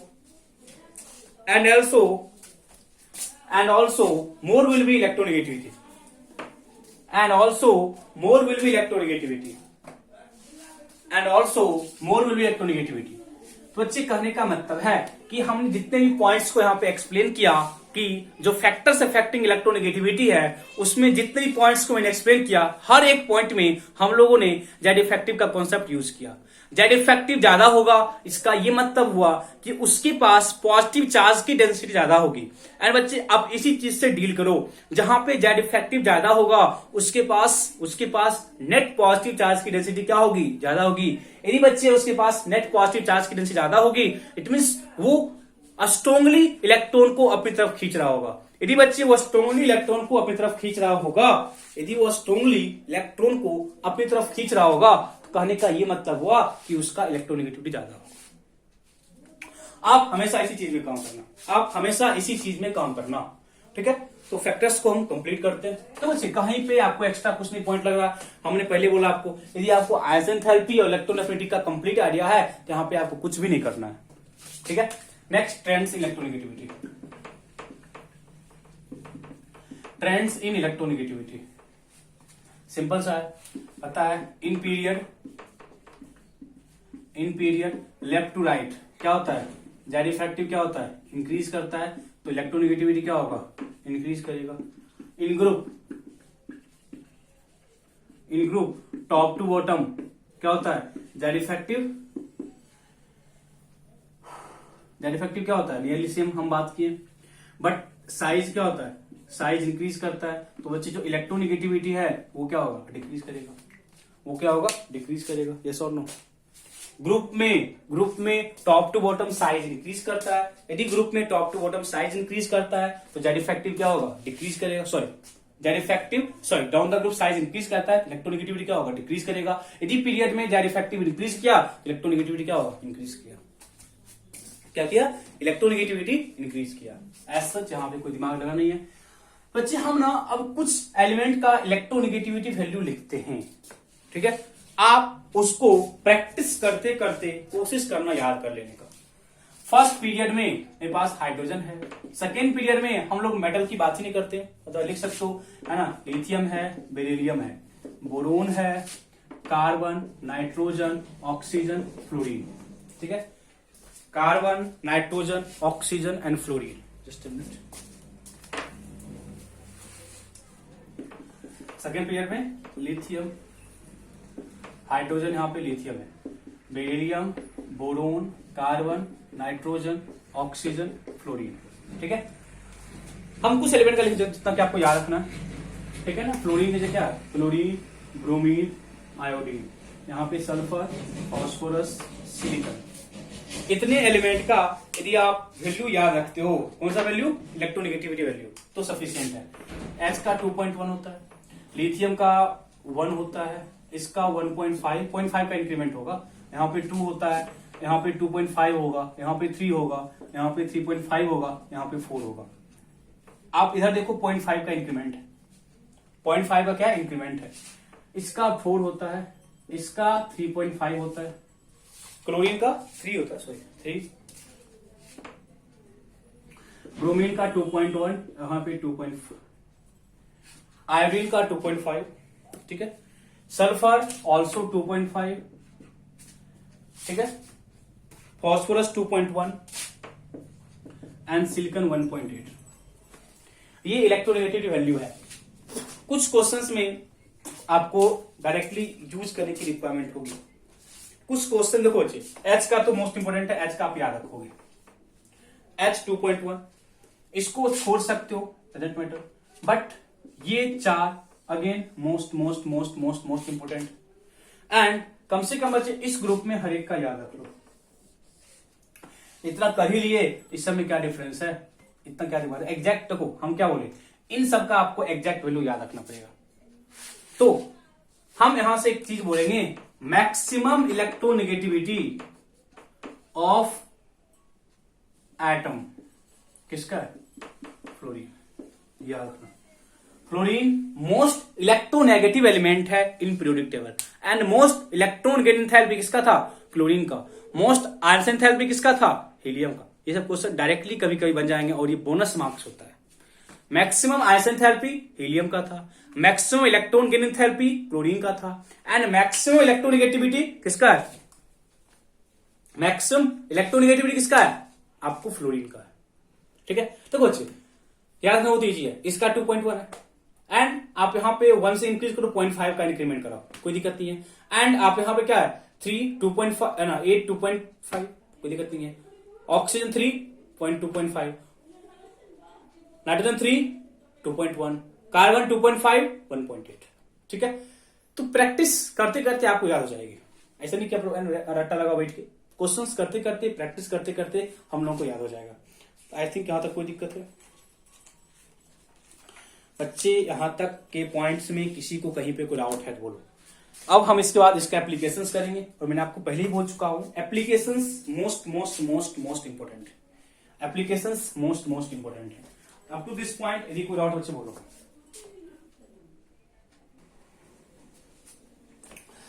ठीक है,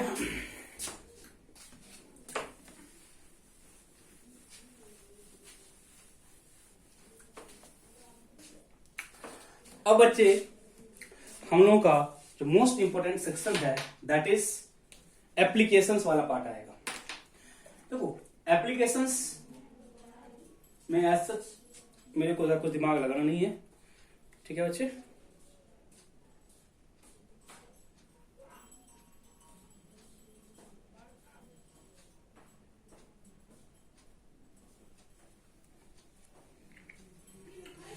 देखिए applications of electronegativity, applications of electronegativity, applications of electronegativity.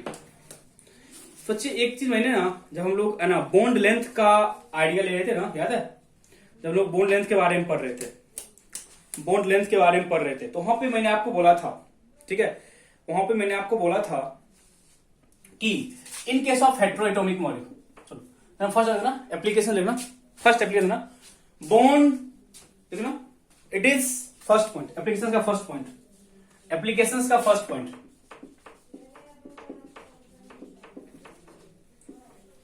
Application of electronegativity का first point, it is use to calculate, it is use to calculate bond length, it is use to calculate bond length between, it is used to calculate bond length between, it is used to calculate bond length between heteroatomic molecule having different electronegativity. It is used to calculate bond length between, it is used to calculate bond length between heteroatomic molecule, it is used to calculate bond length between heteroatomic molecule having different electronegativity, having different electronegativity, having different electronegativity, having different electronegativity। देखो कहने का क्या मतलब है, हम लोगों ने बच्चे यदि आपको याद होगा, सपोज हमने बोला था कि ए और बी एटम आपस में बॉन्डेड है, हेट्रोएटॉमिक है, याद है। इस केस में मैंने आपको बोला था distance between A and B equal to क्या होगा, radius of A plus radius of B, याद है। यहां मैंने क्या बोला था, electronegativity is same.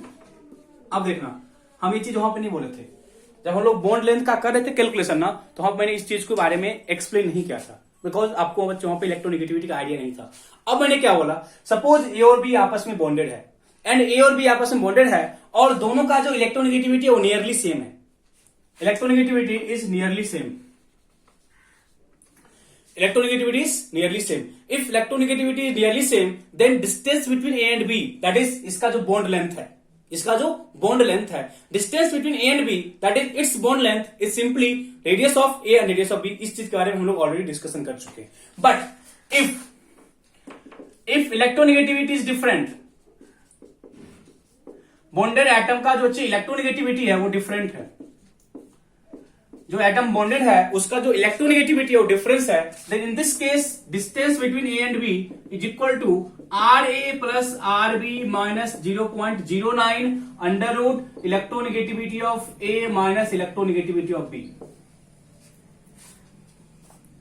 Electronegativity of A minus electronegativity of B, ये डाटा हो जाएगा। कहने का ये मतलब है बच्ची कि जब बॉन्डेड एटम डिफरेंट होगा, जब बॉन्डेड एटम क्या होगा, डिफरेंट होगा, इलेक्ट्रोनेगेटिविटी होगी ई ए माइनस इलेक्ट्रोनेगेटिविटी ऑफ बी। मतलब जब बॉन्डेड एटम की इलेक्ट्रोनेगेटिविटी क्या होगी, डिफरेंट होगी। बॉन्डेड एटम की जो इलेक्ट्रोनेगेटिविटी है वो डिफरेंट होगी, देन इन दिस केस आप ये देखो बच्चे कि ये जो वैल्यू है R A plus R B कब था, जब दोनों सेम था। अब जब दोनों की जो इलेक्ट्रोनेगेटिविटी और डिफरेंस है तो जो बॉन्ड लेंथ है वो स्लाइटली डिक्रीज करेगा, क्योंकि बच्चे यदि इलेक्ट्रोनेगेटिविटी है तो उन दोनों में क्या होगा, इलेक्ट्रॉन थोड़ा सा स्लाइटली क्या होगा, स्लाइटली शिफ्ट करेगा, पार्सल प्लस पार्सल माइनस होगा, फोर्स ऑफ अट्रैक्शन होगा, स्लाइटली बॉन्ड लेंथ थोड़ा सा डिक्रीज कर जाएगा। स्लाइटली बॉन्ड लेंथ थोड़ा सा डिक्रीज करेगा, डिक्रीज इसलिए करेगा बिकॉज डिफरेंस इन इलेक्ट्रोनेगेटिविटी है, और R A plus R B radius of A plus B है, and this is the data through which जिसके थ्रू आप ये बोलोगे कि यहां पे इतने से इसका जो बॉन्ड लेंथ है वैसे वो डिक्रीज करेगा, इतने से जो इसका बॉन्ड लेंथ है वो क्या करेगा, डिक्रीज करेगा। देखो फॉर एग्जाम्पल एक क्वेश्चन देते हैं, आपको बोला calculate bond length of ClF bond, bond length of ClF, chlorine और F के बीच का बॉन्ड लेंथ आपको कैलकुलेट करना है, और आपको रेडियस दिया हुआ है, radius of fluorine and radius of chlorine.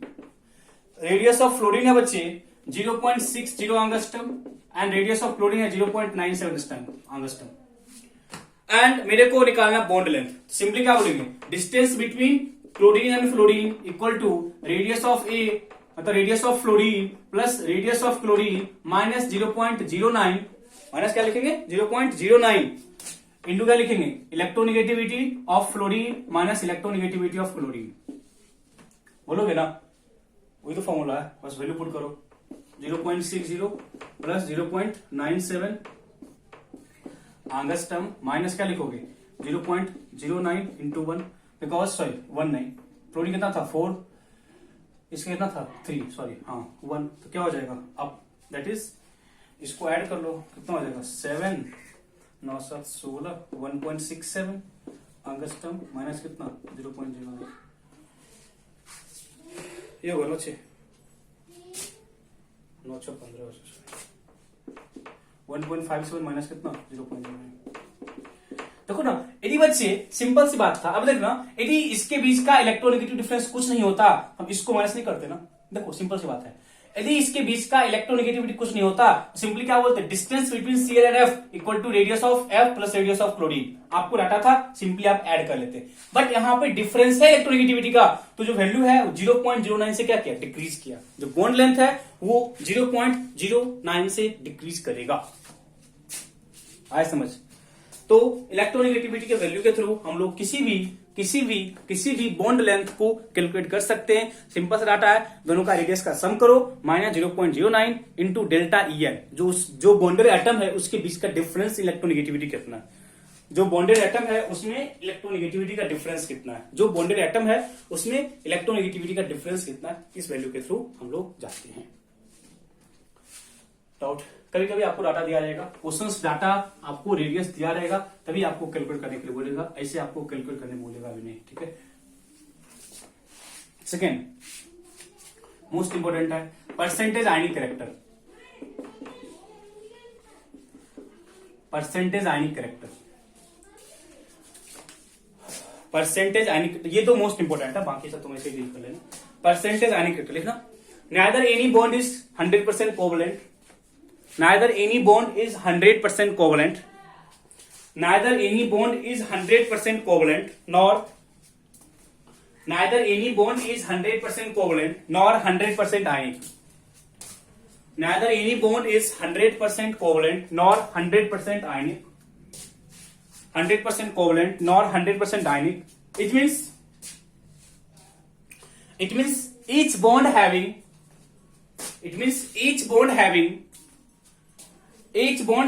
some percent of ionic as well as each bond having some percent of ionic as well as covalent character.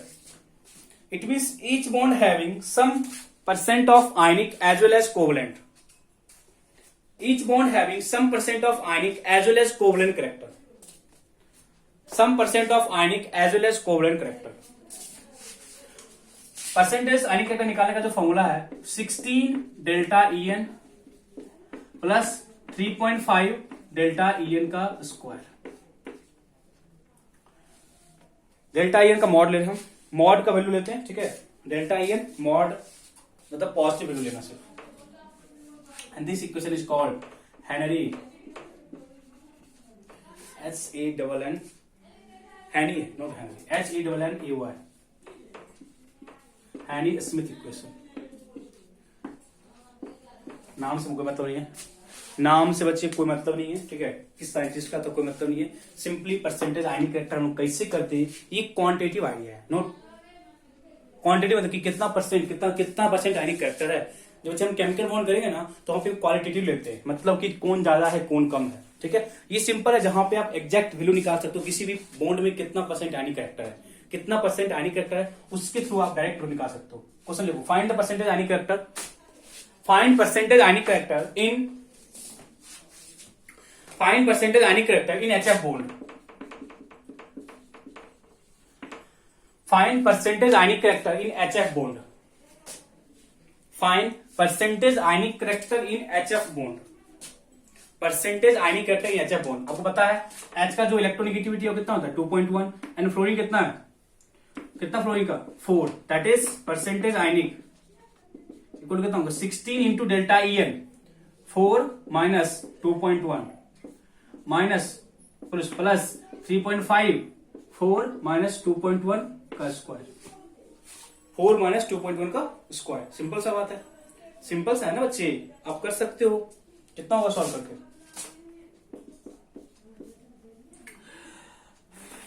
1.9 sorry plus 3.5 into कितना 1.9 का square. आप solve कर लेना, solve करके जो भी आएगा देख लेना।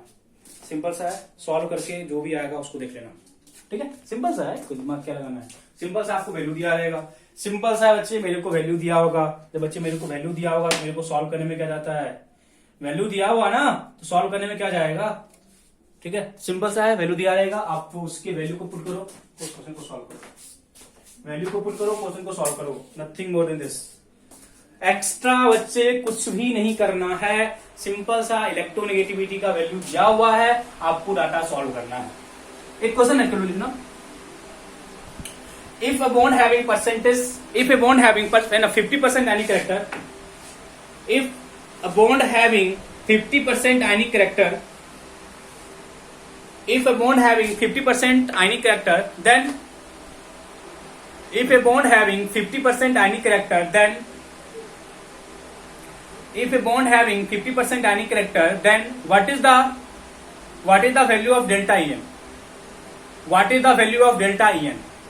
50% आयनिक कैरेक्टर है, 50% आयनिक कैरेक्टर है तो डेल्टा EN का वैल्यू कुछ है, क्या दिक्कत है, हमको पता है ये परसेंटेज आयनिक कैरेक्टर है। 50 इक्वल टू क्या हो जाएगा 16 into delta EN, 16 into delta EN plus 3.5 delta EN का स्क्वायर। तो सिंपली 50 इक्वल टू क्या होगा 16x plus 3.5 x square. X find करो, वही आपका क्या हो जाएगा, एक्स फाइंड कर लो, वही आपका क्या हो जाएगा, डिफरेंस इलेक्ट्रोनेगेटिविटी हो जाएगा। एक्स फाइंड कर लो, वही आपका क्या हो जाएगा, डिफरेंस इन इलेक्ट्रोनेगेटिविटी हो जाएगा। सिंपल सा बात है। क्या सिंपल सा है ना बच्चे, क्या दिक्कत है इसमें से? कोई भी दिक्कत होने की चांसेस हैं? कहीं भी दिक्कत होने का कोई चांस है बच्चे? सिंपल सा रहता है, आपको किस तरह का कोई प्रॉब्लम नहीं होना चाहिए। ठीक है, तो हम लोगों ने अभी तक 2 एप्लीकेशंस किए। फर्स्ट एप्लीकेशन क्या था बच्चे मेरे पास कि बॉन्ड लेंथ का कैसे करना है कैलकुलेशन, फॉर्मूला आपके पास था। परसेंटेज आयनिक करेक्टर कैसे निकालना, इसको कभी कभी हेनी स्मिथ इक्वेशन पूछ लेगा आपको, what is Hannay Smith equation, तो आप उसके लिए भी जा सकते हो। And it is used to calculate percentage ionic character in a given. मतलब मेरे पास क्या है, कोई भी कंप्लीट आयनिक पर कोई भी कंप्लीट कोवलेंट बॉन्ड नहीं है, ना ही कंप्लीट कोई आयनिक बॉन्ड है, उसके लिए मेरे को इस इक्वेशन के थ्रू जाना पड़ता है। ठीक है, मैं bond strength, third application bond strength लिखना, more will be delta En, more will be bond strength, more will be delta En, more will be bond strength. Simple सा बात है बच्चे, हम लोग इस चीज के बारे में बात भी किए। मोर will be delta En, more will be bond strength. For example HF, HCl और HBr, ये बॉन्ड है ना, मेरे को बॉन्ड लेंथ कंपेयर करना है, सॉरी मेरे को बॉन्ड स्ट्रेंथ कंपेयर करना है, मेरे को बॉन्ड स्ट्रेंथ कंपेयर करना है बिटवीन HF, HCl, HBr। तो सिंपली क्या बोलोगे, HF में H का कितना है 2.1, F कितना होता है 4, 2.1 3, 2.1 कितना था 2.8। आप सिंपल सा देखो, यहाँ मैंने H को कांस्टेंट किया हुआ है, यहाँ मैंने H को कांस्टेंट किया बच्चे, H को कांस्टेंट किया हुआ है और जो बॉन्डेड एटम उसका इंक्रीज कर रहा है। तो कॉमन सेंस की बात है बच्चे, यहाँ पे जो डेल्टा En होगा ज्यादा होगा, यहाँ जो डेल्टा En है ज्यादा है, यहाँ पे डेल्टा En क्या है कम है। इस करके आपको पता होगा बच्चे HF एक वीकर एसिड है एज कम्पेयर टू HCl। तो बच्चे यहाँ पे बॉन्ड स्ट्रेंथ ज्यादा है, यदि बच्चे यहाँ पे बॉन्ड स्ट्रेंथ ज्यादा है तो इस बॉन्ड का ब्रेकिंग पॉसिबल नहीं होता है। यदि इस बॉन्ड का ब्रेकिंग पॉसिबल नहीं होता है तो इसका एसिडिक स्ट्रेंथ कम होता है। इट मीन्स HCl और HBr ये मेरे बॉन्ड स्ट्रेंथ का ऑर्डर है, ये मेरे बॉन्ड स्ट्रेंथ का ऑर्डर है। सिंपली कहीं भी बोलेगा कि बॉन्ड स्ट्रेंथ कंपेयर करो, फॉर एग्जांपल ये वाटर का स्ट्रक्चर है और ये H का स्ट्रक्चर, H2S का स्ट्रक्चर है, बोला इसमें से बॉन्ड स्ट्रेंथ कंपेयर करो, इसमें से बॉन्ड स्ट्रेंथ कंपेयर करो। फिर से वही बोलेंगे H और O में इलेक्ट्रोनेगेटिविटी का डिफरेंस ज्यादा होगा H compare to H and S। H और O में जो इलेक्ट्रोनेगेटिविटी का डिफरेंस है वो ज्यादा होगा H compare to H and S। Therefore जो इसका बॉन्ड स्ट्रेंथ है, हम लोगों ने यहाँ पे उल्टा बॉन्ड स्ट्रेंथ का ऑर्डर लिखा है, आप लोग भी मेरे को रिमाइंड नहीं कराए और हम भी बोल रहे। इसका डेल्टा En ज्यादा है ना बच्चे, यदि इसका डेल्टा En ज्यादा है तो इसका बॉन्ड स्ट्रेंथ क्या होगा ज्यादा होगा। यहाँ भी इसका डेल्टा En ज्यादा है, बॉन्ड स्ट्रेंथ क्या होगा कम होगा। बॉन्ड स्ट्रेंथ का केयर करना है, सिंपली डेल्टा En में काम करो, हमको एग्जैक्ट वैल्यू निकालना नहीं है। आप बॉन्डेड एटम देखो और आपको पता है कि डाउन द ग्रुप देखो बच्चे, यदि हमको बॉन्ड स्ट्रेंथ का वैल्यू नहीं पता होता, सॉरी यदि हमको इलेक्ट्रोनेगेटिविटी का वैल्यू नहीं पता होता तब भी हम क्या बोलते, H कॉमन था, फ्लोरीन क्लोरीन ब्रोमीन है, down the group En decrease करता है या ना बोल, down the group En decrease करता है या ना बोल। ये down the group En decrease किया, यदि down the group En decrease किया तो डेफिनेट कॉन्सेप्ट है यहाँ पे डेल्टा En कम होगा, यहाँ पे डेल्टा En ज्यादा होगा। यदि यहाँ पे डेल्टा En ज्यादा है तो इलेक्ट्रोनेगेटिविटी का वैल्यू क्या होगा, चेंज इन इलेक्ट्रोनेगेटिविटी क्या होगा ज्यादा होगा। कॉमन सेंस की बात है, ठीक है।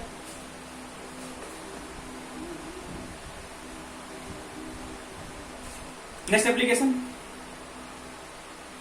ठीक ना, metallic and non metallic character होता है, metallic and non metallic character.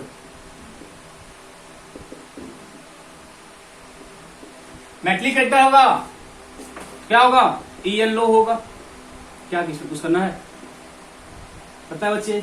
Metal कहाँ होता है लेफ्ट साइड, और जो नॉन मेटल है वो कहाँ होते हैं right side. Right side En ज्यादा होता है, लेफ्ट साइड En कम होता है। तो इस करके आप बोलोगे जो हम वैल्यू लिख रहे हैं, कुछ भी नहीं करना है।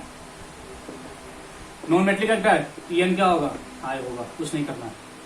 नॉन मेटलिक कैरेक्टर En क्या होगा हाई होगा, नॉन मेटलिक कैरेक्टर En क्या होगा हाई होगा। यदि किसी में मेटलिक कैरेक्टर है, यदि आप बच्ची सिंपल डाटा है, आपको कोई कंपाउंड दे दिया उसका En कंपेयर कर दिया, यदि आप En कंपेयर कर लिए तो जहां पे En का वैल्यू ज्यादा है उसमें नॉन मेटलिक कैरेक्टर क्या होगा ज्यादा होगा, जहां पे En का वैल्यू कम है वहां पे मेटलिक कैरेक्टर क्या होगा ज्यादा होगा। कुछ नहीं करना है सर, हर एक कॉन्सेप्ट बच्चे हम कर चुके हैं, कुछ भी यहाँ पे आपको एक्स्ट्रा नहीं करना है। हर एक कॉन्सेप्ट हम किए हुए हैं, यदि बच्चे हर एक कॉन्सेप्ट किए हुए हैं तो मेरे को दिक्कत होने की कोई चांसेस हैं आया ना बोलो, कहीं पे दिक्कत है? अरे सिंपल सिंपल डाटा है यार। नेक्स्ट थोड़ा सा अलग है। नेचर ऑफ एप्लीकेशन का ही पार्ट है। Nature of AOH bond, nature of AOH bond, AOH, nature of AOH मतलब कोई एलिमेंट है A और ऑक्सीजन है और हाइड्रोजन है, ठीक है। अब बच्चे कहने का ये मतलब है AOH है, यदि आपने यहां से H प्लस का लॉस कराया, बोलते हो ना AO negative plus H plus, और ये किसने ऐसे एक्ट किया, एज एसिड एक्ट किया, ये कैसे एक्ट किया, एज एसिड एक्ट किया, ठीक है। अब यदि AOH है और मैंने यहां से OH का लॉस कराया, तो क्या बना, A पॉजिटिव बना और क्या बना, OH नेगेटिव बना। अब यहाँ पे कैसे एक्ट किया, ये एज ए बेस एक्ट किया। आप लोग पहले से पढ़ते आ रहे हो कि जो है ना कंपाउंड एक्वस में जाने के बाद, एक्वस में जाने के बाद H प्लस का लॉस किया वो एसिड होता है, जो कंपाउंड एक्वस में जाने के बाद OH का लॉस किया वो बेस होता है। आप ये पहले से पढ़ते आ रहे हो, बट कभी आपने सोचा इसके पीछे का रीजन क्या होता है? बट कभी आपने बच्चे सोचा है कि इसके पीछे का रीजन क्या होता है? आप लोग पहले से पढ़ते आ रहे हो कि ऐसा है तो ऐसा है,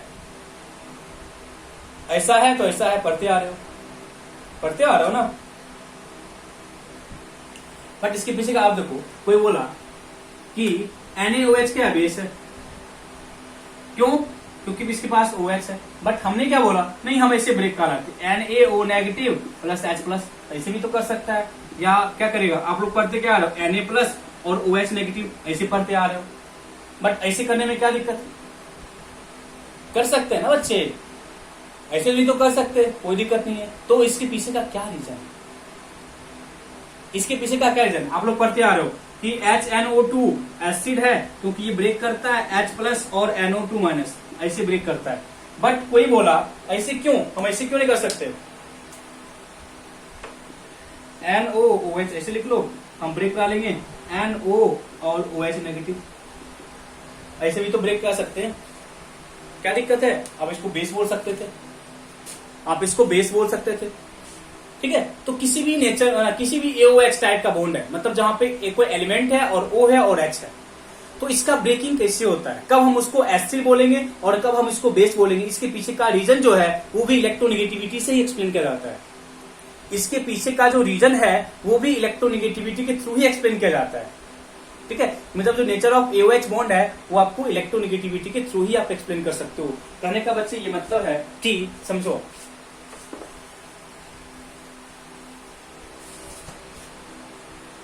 देखो AOH,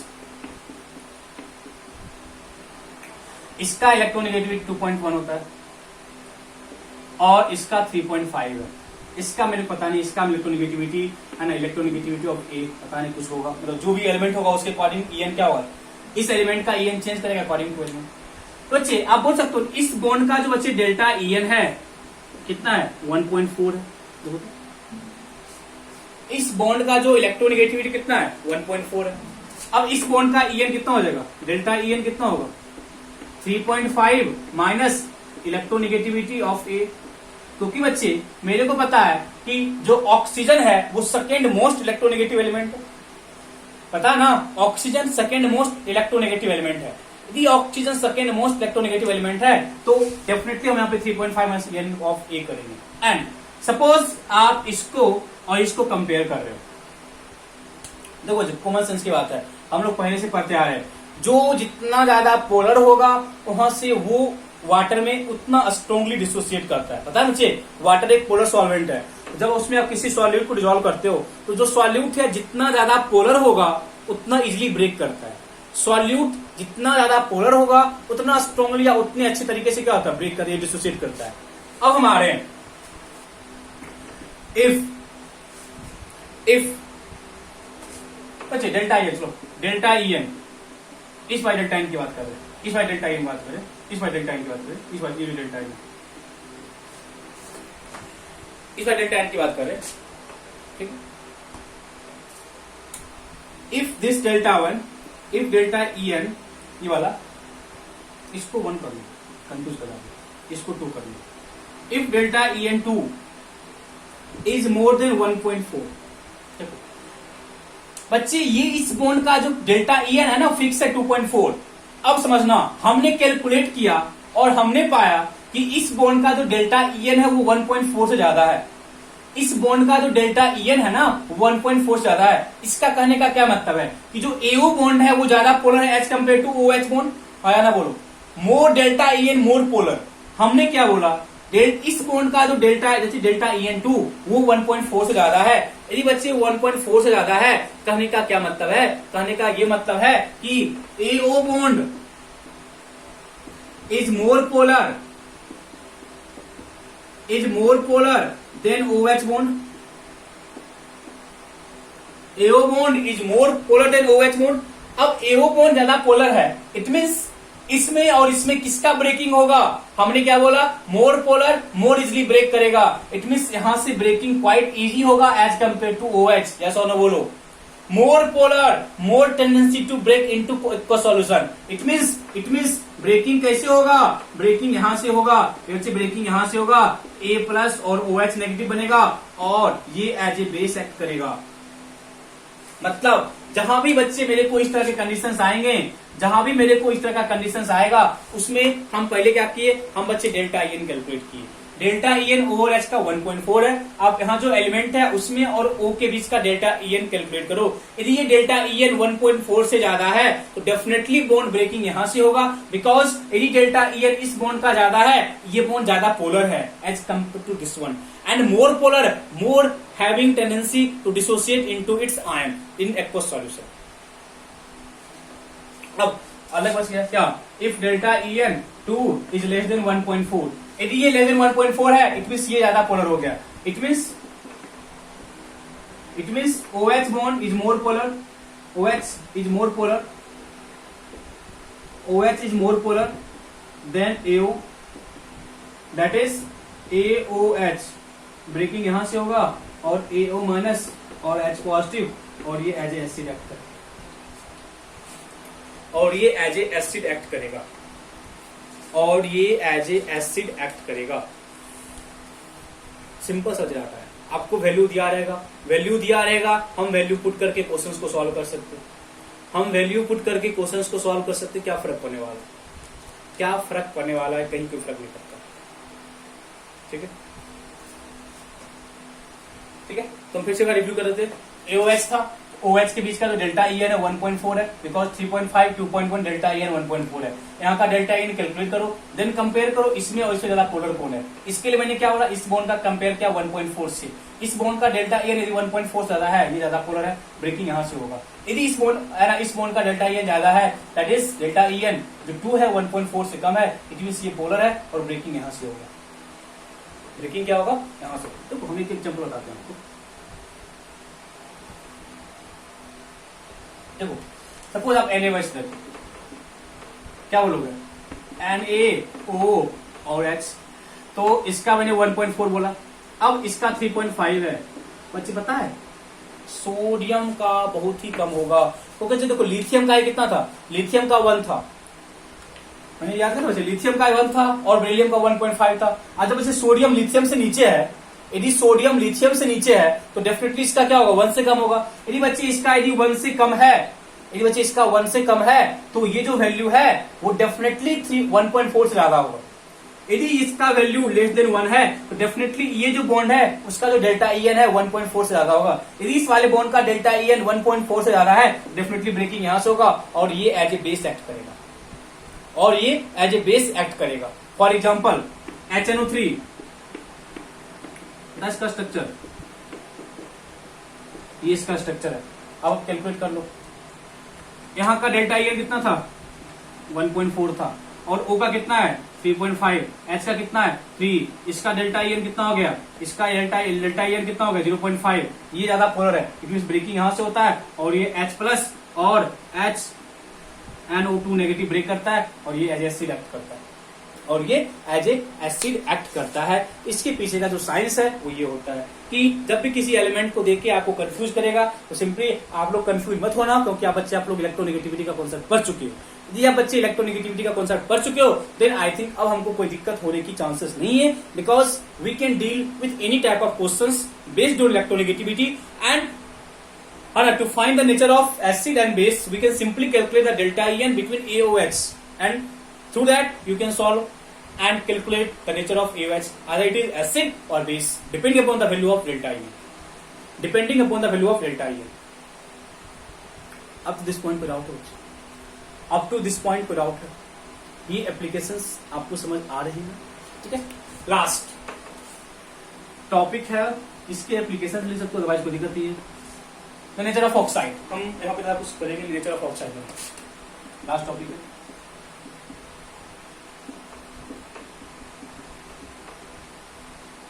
first acidic oxide. First acidic oxide लिखो. Oxide which react with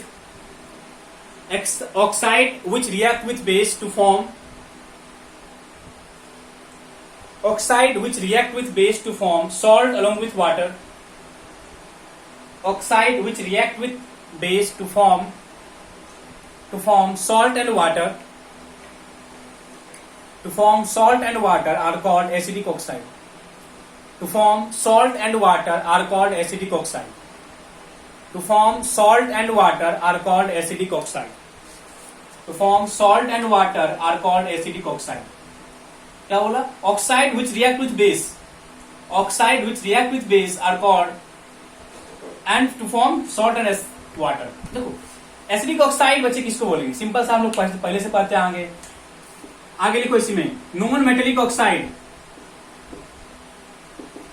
non metallic oxides are acidic oxide. Non-metallic oxides are acidic oxide. Non-metallic oxides are acidic oxide. For example, SO2, CO2, SO3, NO2, etc. Non-metallic oxides are acidic oxide. Non-metallic oxides are acidic oxide. Non-metallic oxides are acidic oxide. For example, CO2 plus NaOH. Reaction कैसे लिखोगे? Simple सा कुछ मत करो. आपने CO2 देखा, इसका oxide है, कार्बन का ऑक्साइड है, नॉन मेटल है और एसिडिक होगा, और इसका एसिड सोच लिया करो H2CO3 plus NaOH. H2CO3 plus NaOH, Na2CO3 plus water. कोई दिक्कत नहीं रिएक्शन लिखने में. किसी का देगा SO3 प्लस HNO3 दे दिया. SO3 सोचे किसका ऑक्साइड है? सल्फर का ऑक्साइड है. कैसा होगा? Non metal. नेचर क्या होगा? एसिडिक. क्या होगा? H2SO4 प्लस क्या लिखोगे? KOH. क्या होगा? K2SO4 प्लस क्या होगा? वाटर होगा. K2SO4 प्लस क्या होगा? वाटर होगा. सिंपल सा डाटा है, कुछ मत करो. आप नेचर देखो ऑक्साइड का, अगर वहां पे मेटल है या नॉन मेटल है. यदि बच्चे यहाँ पे नॉन मेटल है, non metallic oxide are acidic oxide. तो नॉन मेटलिक ऑक्साइड है, आप इसका एसिड सोचो. H2CO3 इसका एसिड है, या SO3 है, इसका एसिड क्या है? H2SO4 है, आप उसका एसिड सोचो. जब आपने उसका एसिड सोच लिया, फिर आप इजिली प्रोसीड कर सकते हो. कोई दिक्कत है? Simply metallic oxides are acidic oxide. Non metallic oxides are acidic oxide. Non metallic oxides are acidic oxide. ठीक है. Non metallic oxides are acidic oxide. आगे लिखो अच्छे, इसे लिखना. हायर द परसेंटेज, इसी नोट करके, इसी लिखना बच्चे, नोट करके, इसी में नोट करके लिखो.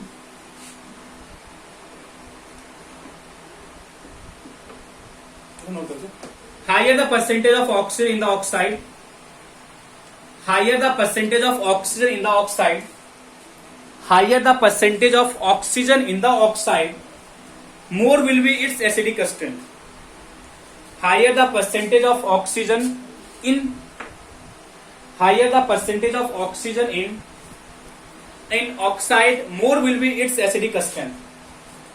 More will be its acidic strength. More will be its acidic strength. देखो N का ऑक्साइड, N का ऑक्साइड, N का ऑक्साइड, सारे नॉन मेटलिक ऑक्साइड है, सारे नॉन मेटलिक ऑक्साइड है. 2 3 oxygen, 4 oxygen, 5 oxygen. More will be percentage of oxygen, more will B acidic strength. तो acidic strength का ऑर्डर ये होगा.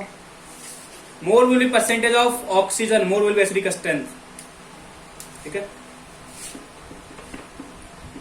MnO, MnO2, MN3O4. तो सिंपली क्या बोलोगे? ऑर्डर क्या होगा? तो बच्चे हम लोग पहले देख चुके हैं कि जो नेचर ऑफ ऑक्साइड है, ठीक है, वो यदि आप पीरियड में लेफ्ट राइट जाते हो तो जो एसिडिक ऑक्साइड है उनका नेचर इंक्रीज करता है, बेसिक ऑक्साइड नेचर डिक्रीज करता है। इन चीजों के बारे में बच्चे हम लोग ऑलरेडी स्टडी कर चुके हैं। तो यहाँ तक दिक्कत है। नॉन मेटलिक ऑक्साइड था एसिडिक ऑक्साइड, तो जितना ज्यादा ऑक्सीजन का कंटेंट होगा उतना ज्यादा एसिडिक का स्ट्रेंथ ज्यादा होगा, उतना ज्यादा क्या होगा बच्चे, एसिडिक का स्ट्रेंथ होगा। अप टू दिस पॉइंट कोई आउट। बेसिक ऑक्साइड सिंपल सा लिखो, बेसिक ऑक्साइड, बेसिक ऑक्साइड लिखना बच्चे। मेटलिक ऑक्साइड्स देखना ऐसे करना, oxide which react with acid करना पहले, oxide which react with acid to form, oxide which react with acid to form salt and water, oxide which react with acid. हम basic oxide की बात करें बच्चे, हम लोग बेसिक ऑक्साइड की बात लिखना, oxide which react with base, oxide which react with acid, base क्यों बोल रहे हैं यार, oxide which react with acid to form salt and water, form salt and water are called, form salt and water are called basic oxide, are called basic oxide.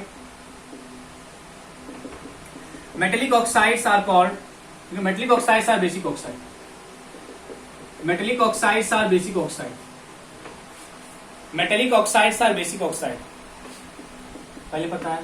For example MgO, sodium oxide, इसी का ले लो, है ना, barium oxide, ठीक है,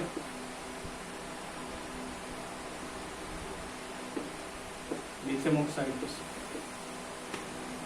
metallic oxides are basic oxide, ठीक है, simple सा है। आपको NaO प्लस HNO3 दिया हुआ है, कॉमन सेंस यूज करो। सोडियम ऑक्साइड बेसिक ऑक्साइड होगा, इसका बेस फॉर्म कर लो NaOH प्लस HNO3। अब आप आगे रिएक्शन लिख सकते हो, acid plus base, salt plus water, किसी का दे देगा MgO प्लस H2SO4। MgO का एसिड सोचोगे, बेस सोचोगे तो MgOH का whole twice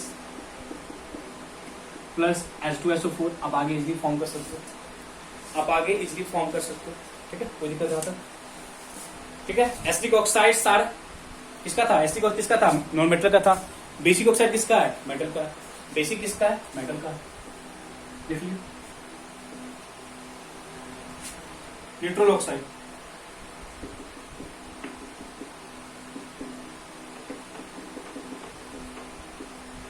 oxide which can neither react with acid nor with base, oxide which can neither react with acid nor with base, oxide which can neither react with acid nor with base, oxide which can neither react with acid nor with base are called neutral oxide, are called neutral oxide.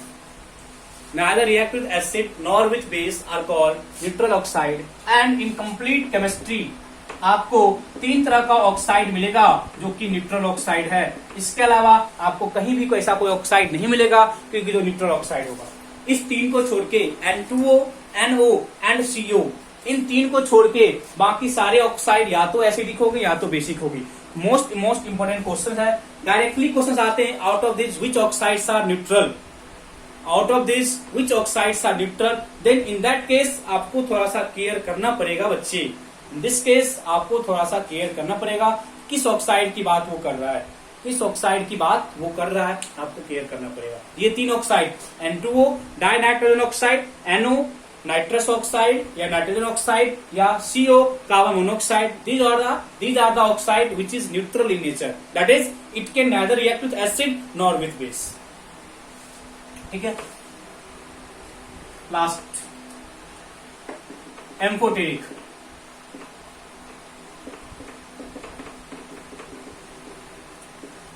oxide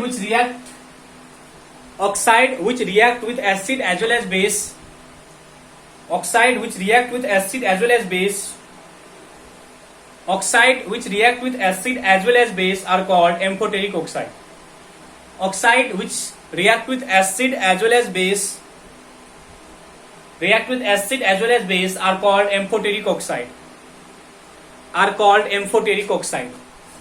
और complete chemistry में मैं जो लिख रहा हूं वही बच्चे आपको क्लियर करना है।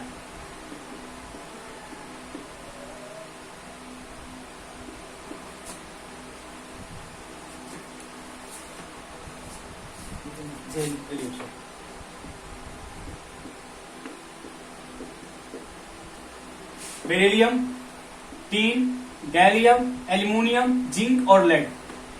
Beryllium, tin, gallium, Ga, gallium, Al, aluminium, Zn, zinc and Pb, lead. These are the oxide. These are the oxides which are amphoteric in nature. These are the oxides which are amphoteric in nature. इनके oxide क्या होंगे? Beryllium oxide BeO, इसका क्या होगा? SnO या SnO2 होगा, पता ना, ग्रुप 14 +2 दोनों शो करता है। गैलियम का ऑक्साइड Ga2O3, एल्यूमिनियम का ऑक्साइड Al2O3, लेड, जिंक का ZnO, PbO या Pb3O4, PbO या Pb3O4 ने मित्रों को मिक्स है, PbO2 कर लो, PbO2 कर लो। These are the oxide. ऊपर जो हम क्या लिखे, मेटल का नाम लिखे थे, ऊपर क्या था? एलिमेंट का नाम था, बेरिलियम है, टीन है, गैलियम है, एल्यूमिनियम है, जिंक है और लेड है। मैंने उनके नीचे ऑक्साइड्स लिखे आपको, उनके नीचे मैंने क्या लिखे? ऑक्साइड्स लिखे। These are the oxides which are amphoteric in nature. These are the oxides which are amphoteric in nature. हम एक एग्जांपल लेते हैं बच्चे, जैसे जिंक ऑक्साइड है प्लस Hc है, ठीक है, जिंक ऑक्साइड प्लस NaOH। एक बार जेई का क्वेश्चन था, इस तरह से रिएक्शन दिया हुआ था और बोला था इस रिएक्शन में, रिएक्शन से यहां बोला था ए रिएक्शन है, ये बी रिएक्शन है।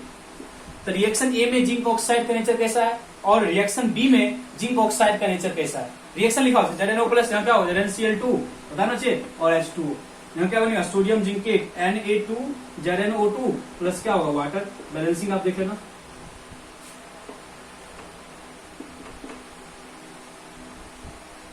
बैलेंसिंग ठीक है। यहाँ पे ऑक्सीजन तो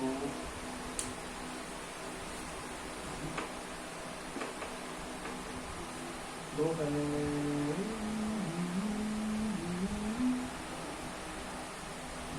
तीन है, दो एक तीन है, बैलेंस है। तो यहाँ पे रिएक्शन दिया आपको। अब ये क्या, यहाँ जिंक ऑक्साइड किसके साथ रिएक्शन कर रहा है? एसिड के साथ है। और यहाँ पे जिंक ऑक्साइड किसके साथ कर रहा है? बेस के साथ कर रहा है। इट मींस जो जिंक ऑक्साइड है वो एसिड के साथ भी कर रहा है, बेस के साथ भी कर रहा है। इट मींस ये इसके एम्फोटेरिक नेचर को एक्सप्लेन करता है। ये जो है बच्चे, वो जिंक ऑक्साइड के एम्फोटेरिक नेचर को एक्सप्लेन करता है। It means zinc oxide react with acid, therefore ये यहाँ पे एज ए बेस एक्ट कर रहा होगा। Zinc oxide react with base, that is ये यहाँ पे एज ए एसिड एक्ट कर रहा था। ये क्वेश्चन था जे का। तो ये इसके एम्फोटेरिक नेचर का कॉन्सेप्ट है। ये इसके एम्फोटेरिक नेचर का कॉन्सेप्ट है, जहां पे हमने ये देखा, जहां बच्चे हमने ये देखा कि जो एसिड है, सॉरी जो ऑक्साइड है, वो एसिड के साथ भी रिएक्ट कर सकता है और बेस के साथ रिएक्ट कर सकता है। इट मींस ये इसके एम्फोटेरिक नेचर को एक्सप्लेन करता है। तो बच्चे देखो लास्ट के 2 point, neutral oxide, amphoteric oxide. Neutral जो किसी के साथ नहीं किया था, N2O, NO, NCO। एम्फोटेरिक जो दोनों के साथ कर सकता है, एसिड के साथ भी कर सकता है, बेस के साथ भी कर सकता है, depending upon the reaction. Beryllium, tin, gallium, aluminium, zinc और lead, these are the amphoteric oxides. आपको उसके ऑक्साइड्स भी लिखे हुए, देन आप रिएक्शंस से भी जा सकते हो।